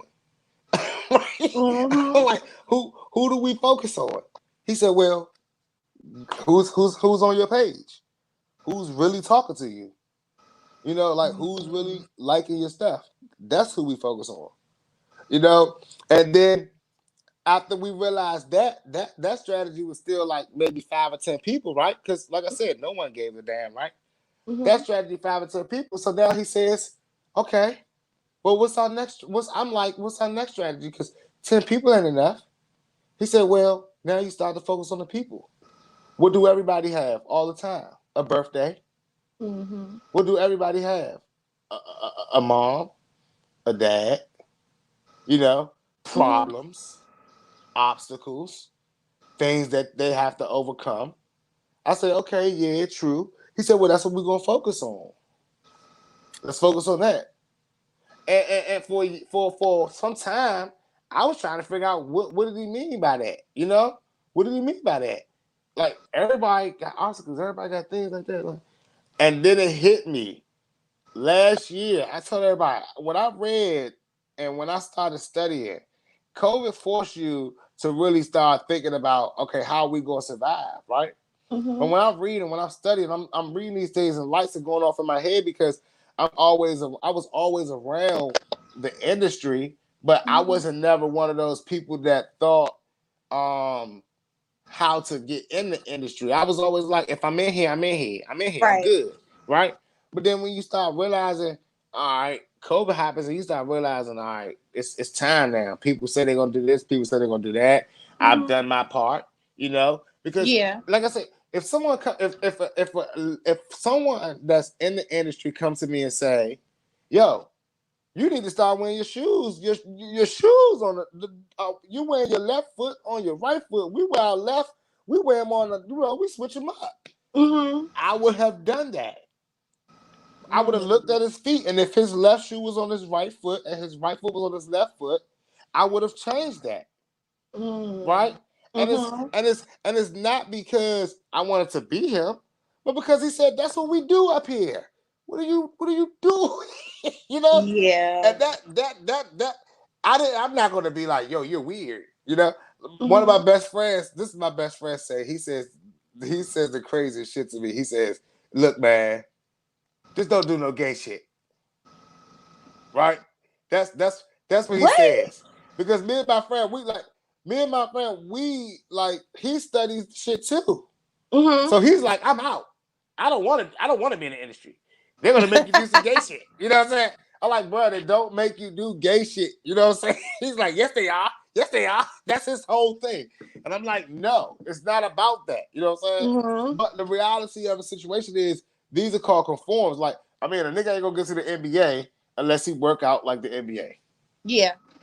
I mean, if they tell him he can't wear Nike because it's not rep by the NBA, he can't wear Nike.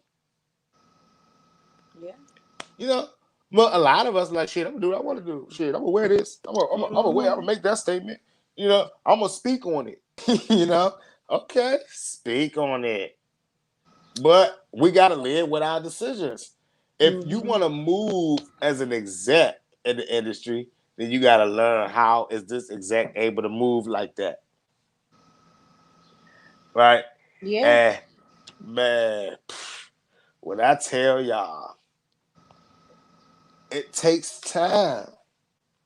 But when I tell y'all that I have utilized every single tool that I tell y'all on here, I mean from the goddamn marketing and promo, Mm-hmm. from the goddamn collabing with other artists and other producers, from the art of splits and giving other producers percentages and royalties, from the art of having your publishing company, the art of having your writers side of your ASCAP or your BMI. You know, Mm-hmm. I tell y'all these things because these are things that I'm like, register your shows. You performing, Mm-hmm. ain't you? Register your shows. Yeah. If you A bring lot your of people, artists don't even do that part. I mean, a lot of them don't know how. And I got right. I started a service about in September. I started a service, Success Music Marketing, Mm-hmm. right? And a lot of the artists that I reached out to, this their exact words. I won't ever buy streams. I won't ever buy followers and things of that Mm-hmm. nature. And I 100% agree with them. You Mm-hmm. know, I'm like, no, you don't buy followers, you don't buy streams, but you need to buy services of people that know how to get your music out there. Now, I'm like, even if y'all don't trust people, y'all trust YouTube, y'all trust Instagram, and you trust Facebook. Now I want you to back up for a second. Mm-hmm. Because Takashi had put out that streams are bought. You can buy your streams to get you to that number one spot or something like that, if I remember correctly. Yes, you can. So when I be Been for hearing number years. when I be hearing number ones and stuff, and you see how certain people stay at the top, I think it's more so the labels or Finance. whoever buying them streams up, running those numbers up with the money. It's Yeah. not necessarily active people streaming that music. I believe that labels purchase them streams or however it goes, but that's just how it is now. So I mean, But like, let me like am I this. wrong, or like, do you No, understand you what I'm trying to right. You say? right. You right. Okay. 100% right. And I tell everybody this. What do they think it meant when Jay-Z used to say, "I bought all my records. Now I get $1 every time they sold"? What do they think that it meant when Birdman said, I put 100 million on my artists"? I Yeah. mean, records have been bought. So let me tell y'all, the labels used to go out and they you know how an artist already knows his numbers? The labels Mhm. will go out and say 30,000, we're gonna make 30,000 copies, 50,000 copies, right? Back in the Right. day, those copies used to be good enough to get you gold, 50,000 get you gold or whatever, right? So the Mhm. label will go out, we're gonna get 50,000 copies. Now, these 50,000 copies cost them what, about 20 cents to make, something like that. They put them out. Now they're already putting them out. The sales of these CDs are like $10 to sell them. Mhm. They don't get any percentage of that, right? Mhm. They just get the actual unit sold. But Mhm. what do? We'll buy these 30,000, right? Mhm. So now we own them. So now instead of us having to give the store percentage, the store's already made the $10 a CD or the Mhm. $8 or $7 a CD or whatever that price was that the store had to pay for them. You buy them, right?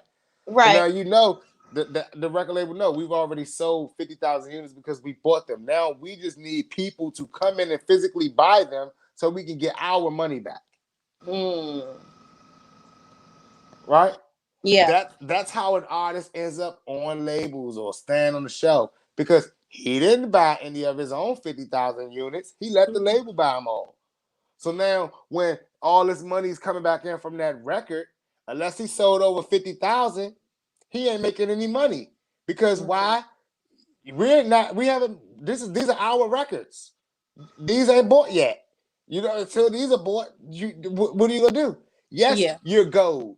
You're gonna walk in here happy as hell. You're gold. Yes, you're a Mhm. gold artist, but you didn't do anything, Mhm. so you're not gonna get paid. You're gonna just take Yeah. whatever we gave you, and hopefully you do enough to recoup back on your next album. Mm. You know, but what do artists supposed to do in that situation? And if you're an artist that's in a situation like that, this is what you're supposed to do. When your record hasn't hit the numbers that you needed to hit, and you haven't met the quota for your extension or your advance or whatever money it is you're supposed to be owed, you hit Mhm. the road. You get on tour, right? I mean, because that's gonna Mm. make more people go out and buy, Yeah. right? I mean, Mhm. now we're in a world where streams can be bought and digital era where streams can be bought. So artists are meeting their goals Mhm. because guess what? It does not matter to the industry how these numbers are gotten. You just got to reach them Yeah. because at the end of the day, it's like football, right? Mhm. There was a wide receiver last year that needed, I think, 3 catches, and he would be able to get a bonus. Mhm. So the last game of the season, his team went out and intentionally threw him 3 passes so that he can get his bonus. Mm. Now, did he cheat? Did he buy his bonus? No. He did what he had to do to get his money. He knew what had to be done and did it. Mhm. So I don't understand this narrative that um it's new, right? Mhm. Only thing that's new in the game, and y'all put I hope all y'all sitting down because I'm about to blow y'all mind. But the only thing that's new in the game right now is information. Mm. Like you just know now. Yeah. You know, that's the only thing new. I mean, Mhm. you just know. Listen, y'all don't even know how many people, and I mean uppers. I've had uppers like labels hit me and like, what are you doing? You can't share this shit. And I'm like, well, Somebody got to teach the people. I mean, y'all get it paid. Yeah, I had a label call me this morning to say we got to figure out a way to get out this information that you're sharing with people, but it can't be coming from you. You know, like What the hell? it can't be coming from you Why because not? what they call these when you teach people how to make money, what you're doing from people is taking money. Yeah, I can see that. You know, if I teach a person how to make 10,000, 20,000, $100,000 a year, he just took $100,000 out of somebody who was taking it from him in the beginning. Because I want to tell Mm. all you artists, y'all are being paid. Are you picking up your money? No, but you're being paid. Think about it. Mm. A lot of y'all have not walked into the office and picked up your checks. Mm. Mm. Mm. And when I think about it, like I am starting a label, guys. I want to help every artist. I want to Mm. sign every artist that we can. I want to put together. I've been starting to sign artists for the last 3 months. I've already signed almost 20 artists right now, right? Mhm. And within the next year, it's going to be a flood. I'm going like Motown, right? Mhm. I'm going like fucking the new QC. How y'all see? Like Mhm. fucking No Limit Soldiers was going, right? Mhm. Everybody get a shot. You want to put out a record? Let's put out a record. You want to tour? Let's tour. You want to go on the road? Let's go on the road. You want to make money and live off your music? Let's live off your music. The sad thing is, I don't care if you 18 Mhm. or 56. But Oh shit! if you over that 40 mark, First you lady in the you got building. to go down and think like what's current, right? I don't Mhm. want no 56-year-old that's talking that's sunnying and still thinking that it's last month, right? Mhm. But yes, I want to be more transparent. I want to build something that's transparent where artists can walk in and ask me, "Look, man, like, hey, I want to make 10,000 this month. How can I Mhm. do that? Go on tour, tour bus Mm. outside. Yeah. You know, I mean, I'm starting to learn so much that it makes me sit back and plan retirement at 40. I plan on retiring by 40. You plan on retiring by 40. Yep, yep. Why are you retiring? You know why? Because at this point right here, I want a mark, right? I Mhm. want a mark, and then after I reach that mark, I want to help everyone reach that mark that wants to reach it. Mm. I will have everything that I asked for business wise to Mhm. be able to give that to people by the time Mm. I'm 40. And I realized something. I spent the last 3 years of my life really catering to other artists. And I want to tell y'all something. If I would have not been doing that, I would have already be wherever everything that y'all thinking about and talk about. Y'all have to make these sacrifices and put yourselves first. Like I'm seeing a lot of these promoters popping up now, and it's getting hot. The show's about to start opening up, and Yep. promoters are asking and saying things that are hilarious to me. Mhm. I went into a show like KV Hunter was talking about, and they say $20 to get in, and then it was like $50 to perform, and Mhm. things like that. So I'm asking the nigga, I'm like, so you asking for $70 to perform in front of a bunch of rappers? I get into a debate with a promoter, and y'all know me. I don't really be caring about shouting them out like that. But to me, he's not even a real promoter. He's just one who leeches off the ideas of, what promoting is. But in the same breath, the question was asked, whose job is it to make an event pop? And I asked this question last week, and I really wanted to go into details with it because a lot of people know that I'm a big advocate on do not pay these promoters to perform. And I Mhm. want to explain to y'all something. As an artist, you are not supposed to be paying for a slot. You are supposed to be paying to provide an experience. I'm sorry. Performing one song and in front of a bunch of rappers is not an experience that one needs unless you're talking about you want social. I want to be known around my rapper peers. I want all my peers to know I rap. And if your goals in life is to let everybody in the city, in your city that you come from, all the rappers know that you rap, be my guest. Get on every showcase in the world. You know what I'm telling you? But Yeah. handle your business. If you paying to perform, handle your business. You should be seeing your return on your investment. Like when I say you don't pay to perform, you don't pay to perform. I mean, but do Walmart have to pay to put stuff in Walmart? Do they have to buy merchandise Yeah. to sell it? Well, yeah, they do. So, do you have to? Your merchandise is you performing. So, yes, you're gonna have to pay to put your stuff in the stores. Unfortunately, the stores is in front of people, so it may cost something. But Yeah. if you're not going in there to sell something, I mean, you get your streams up, get your numbers up, get your following up, kiss some babies, take some pictures. Half of y'all are going in there posting up on the wall in your clips, in your groups, and you're leaving out. You haven't taken any pictures with anyone. You haven't done anything with anyone. You haven't met, been social at all. You just went up there to yell that you was the best. And you went up there to let everybody hear your song and you rapped and rolled. Then you really paid for nothing. Because if you think that you're paying for a bunch of rappers to call you the best when we're all in here to do the same thing, then you're paying for nothing. I mean, what's the most I've ever paid for a show? Like I said, $200.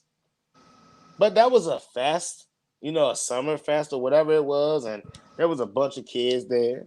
There was a bunch of people there. I kissed some babies. I some cards. After I left the event, I literally had like I think like 60 more followers on my social media. I think I had a couple of more monthly listeners on my Spotify, and then most of all, I registered the show and got paid for it. So it was like, all right, I got on the stage, I got my money back. I'm happy. I met some people, I kissed some babies. I'm good to go. And what I mean by kissing babies, y'all, that's like when presidents go on their campaigns and meet people and, photo ops. Just do things that it might not necessarily do. Sometimes you gotta meet people, stand beside people, take pictures with people, talk to people, to make yourself relevant. A lot of these people ask me, what's fake marketing? Well, fake marketing is the people that buy their streams or buy their marketing, their campaigns, and don't do any of this stuff. I mean, you just want to go and skip the line that bad that you don't do anything. I mean, I had an artist literally pay for marketing and then I said, when's your shows? You got any shows? Nah. I'm just trying to hit 1 million streams. I'm like, well, who the fuck knows you? And I had to tell him. I said, this is just dumb. I'm like, bro, this is just dumb. A waste of your money. I said, you doing all this for nothing. No one's gonna like your goal. I thought, what is your goal? I mean, don't tell me your goal is to make money, guys, because streaming money is no money. You can have 1 million streams, and if you're waiting 3 months to get $3,000 or $2,000, because that's all your return is. If you pay a person $2,500 to get $4,500, it's only a $2,000 investment. And if you wait in 6 months to get $2,000, then I really have to question what you in this for. Yeah, I mean, really? And Yeah. if you want to do that, $4,000, I want to pay $4,000. I want to pay this everything to keep running my strings up to make $2,000. All right, that's cool, guys. You guys doing your things. You guys, we get it. We see all the streaming numbers you guys throw out there. We see all the catalogs and things like that. And we understand these things. Get on playlists, blah, blah, blah, curators, blah, blah, blah. The curators are the new DJs. Things like that. Like if you want to be on Rap Caviar, they may charge you, they may not. But they say that they don't charge you, but it's time that they require, right? They want you on their webs. They want you on their playlist. They want you playing on their playlist. They want you following their playlist. They want you sharing their playlist. They want you always commenting on their playlist. All the while, what is that doing? Taking the attention away from your playlist and you. When you as the artist can create your own playlist, reach out, throw the same mainstream artists that are on these playlists as a rap caviar.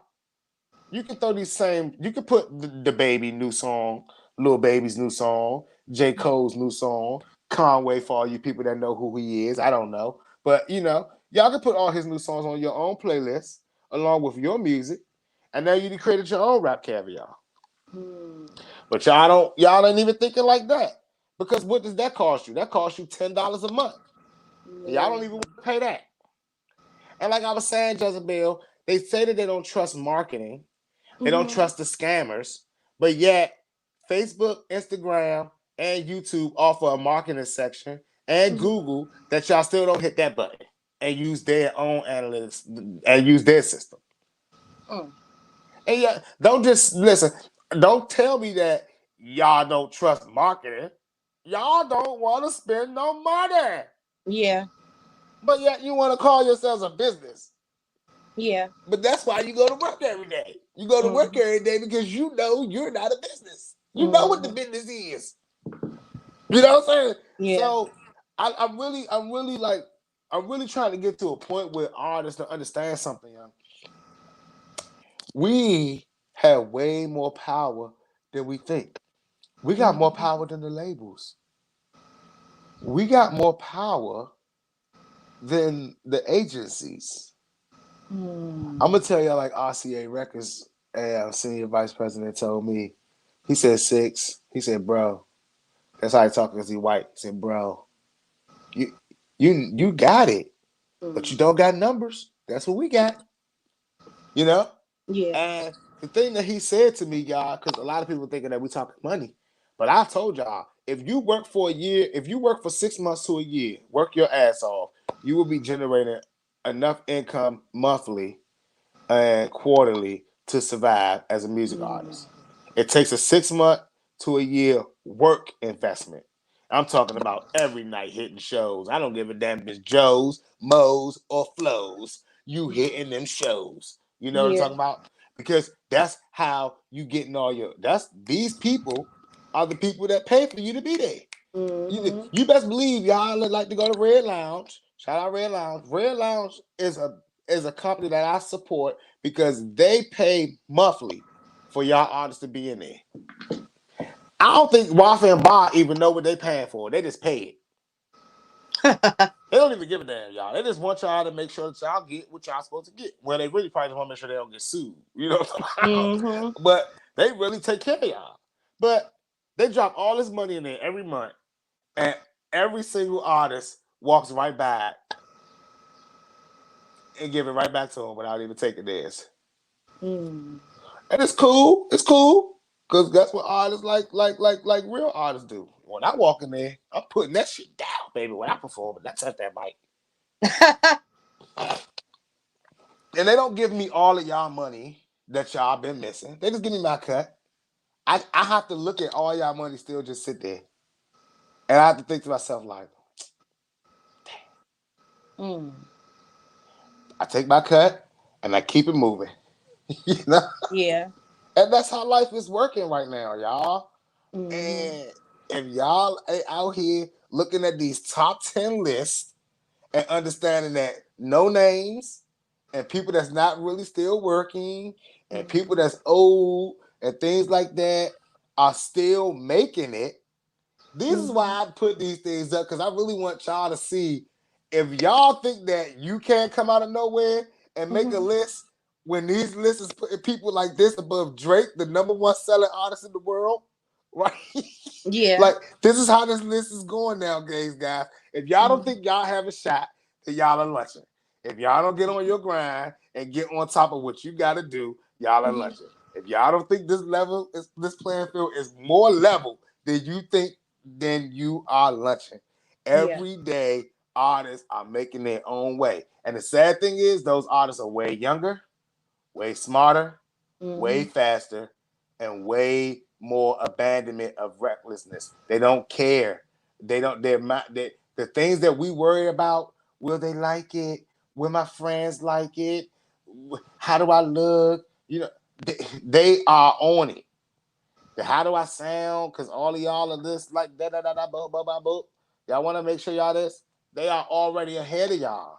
You know, because at the end of the day, a lot of what y'all are not paying attention to is a lot of these youngins have kids.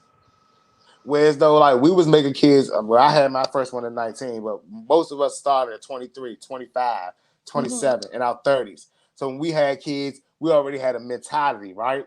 Yeah. But these guys having kids at 16, 17, 18 years old.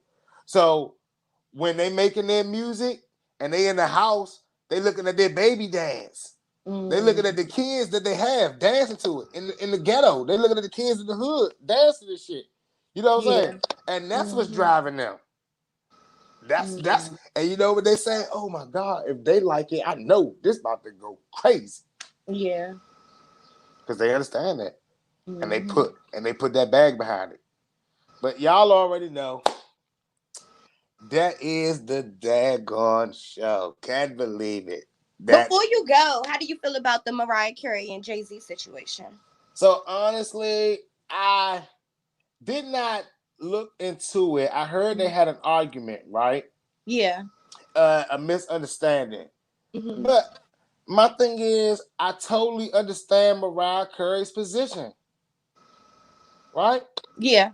Jay-Z for too long, and I believe that a lot more artists will be coming out in this. Because listen, COVID is happening now, y'all. And every artist in the world is learning these things that I'm sharing to y'all. In the next year, I'm gonna have to tell y'all something different. Because it's gonna be like, oh, we gotta fix that. We gotta do this. We gotta make sure that we gotta fix this now because you know like right now, artists are wondering where's their money.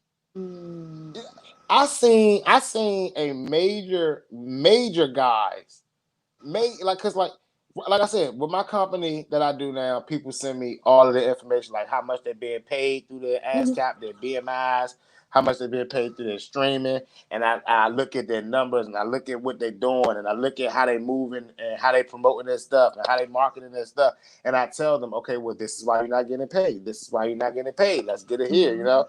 And within 6 months, we start building their process like that, right? And the reason why I tell y'all 6 months is because these are the music industry schedules. You know what I'm saying? Like, I don't make these schedules. I just follow them.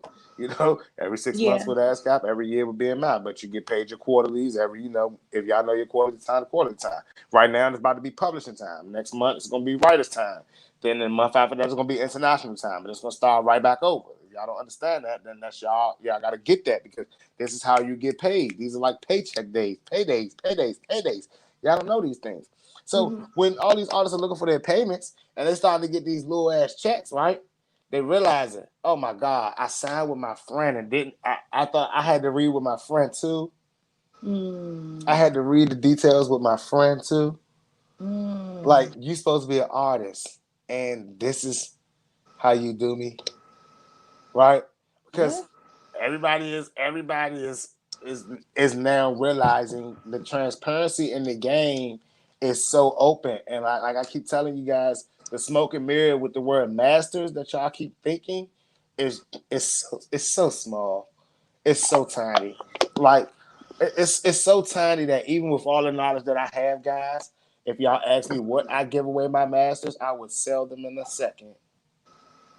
I would let the labels own them for anything upwards to 500,000 to a couple million.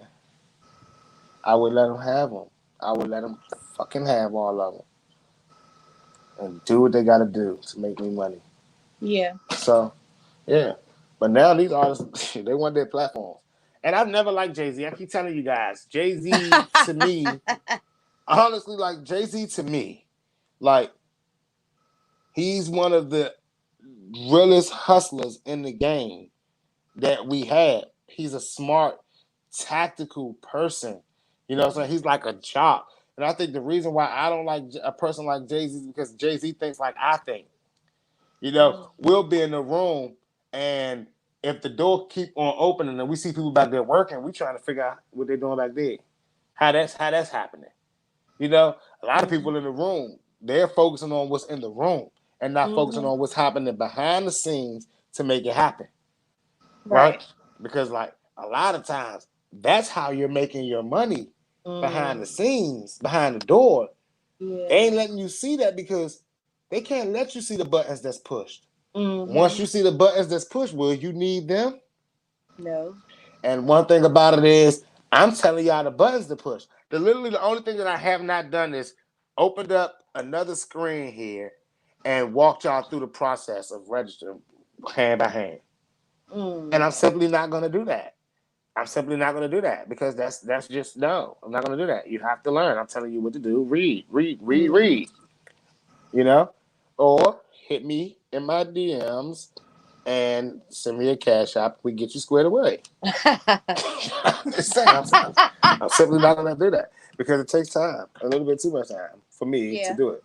You know, but that's not what I'm here for. I'm not here for y'all to be sending me money and me take money. I have my own companies. I have my own business. I have a Success Publishing House doing very well. We have over 160 songs now published, and we're on our way up to 130 once we get these once we get this new artist up and running.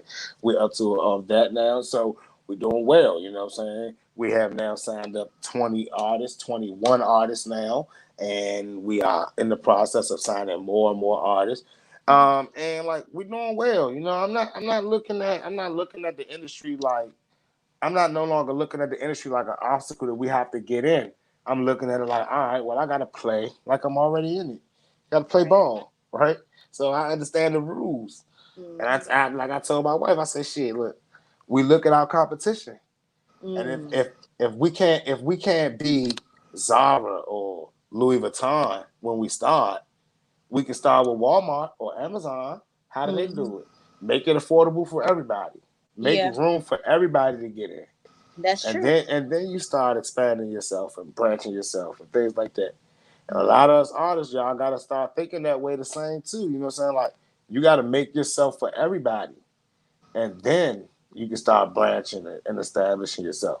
A lot of y'all are really headstrong on. So many artists tell me like, you dumb yourself down, you water yourself down. I don't water myself down. I Mm. may water my sound. I tell a lot of people, I said I water my sound.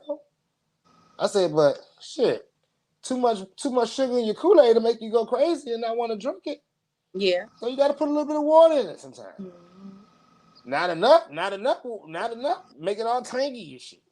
Yeah. Sometimes you gotta blend to make everything just right. And if you want to be just right, you Mm-hmm. gotta fucking follow the ones before you that were just right.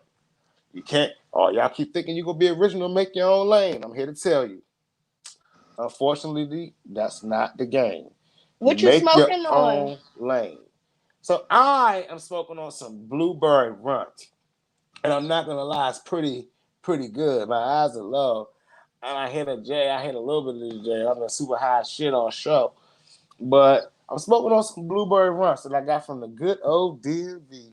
Shout out DMV, y'all. Then I gotta tell y'all one thing, y'all. This may take a minute, but I did get some huff, y'all, last week. And I fell for the okie doke. So I ended up with 2 ounces of two different flavors of huff. Now I know I have a rule, y'all, about Baltimore, and it's trees.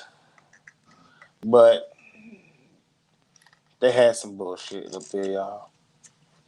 I got 2 ounces of it, and it was some bullshit. I had two different flavors. I had some gelato, I had some banana OG, and I'm not gonna lie, y'all. I smoked it first, but I smoked it out of a sheet. Sheets are very deceitful. You sheets and funnel, you sheets and funnel smokers are some deceiving ass people. Hold on 1 second, six. I Hold was, on. yeah. Okay, no, I can't do that. Hold on, wait 1 second. My phone was about to die, so I had to. Okay, all right. Now I'm listening.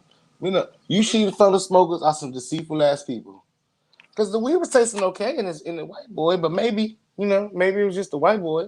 But as soon as I put it in one of my old handy dandy leaves, it got disgusting.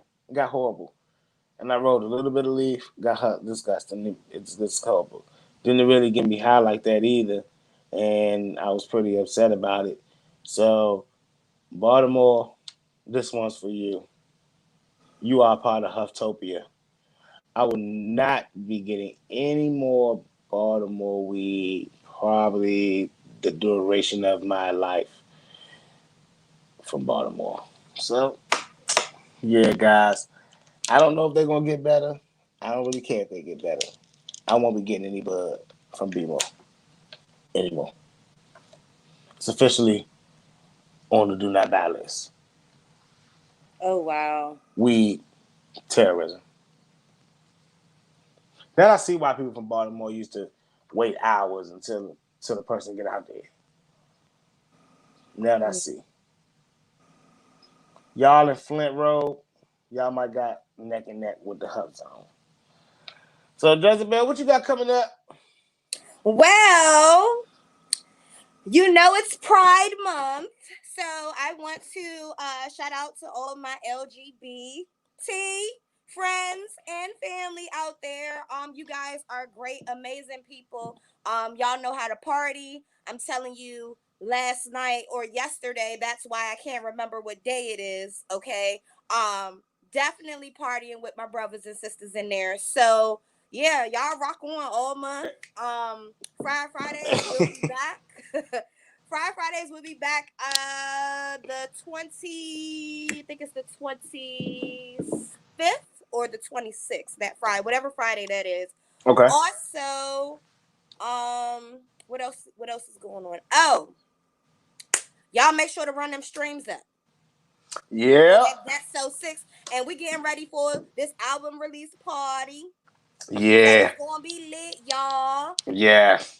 So bring your ass home, Six. I'll be there. I'll be there on the 28th, y'all. So we're gonna party up. We're gonna definitely turn up, y'all. We're gonna turn up. Actually, I'll be up there the 27th. I'll be there the 27th.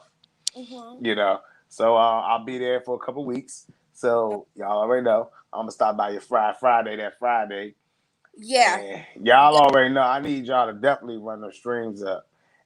When you said Pride Week, it was funny. I was laughing because I remember I had the DJ at this show, and it was when I walked in, it was a gay show. It was a gay party, and I didn't know when they booked me. They know how to fucking. I was at Nelly's. I never heard that much Whitney Houston in my life. I went from one club to the next club and woke up in my car in Silver Spring. So yeah, that's all I remember. Well, you all know at this time you should be rolling up another J, putting those ashes in the ashtray, and putting out them roaches. Cause look, I am, and we out. We out. See you next week. Bye, y'all. See ya.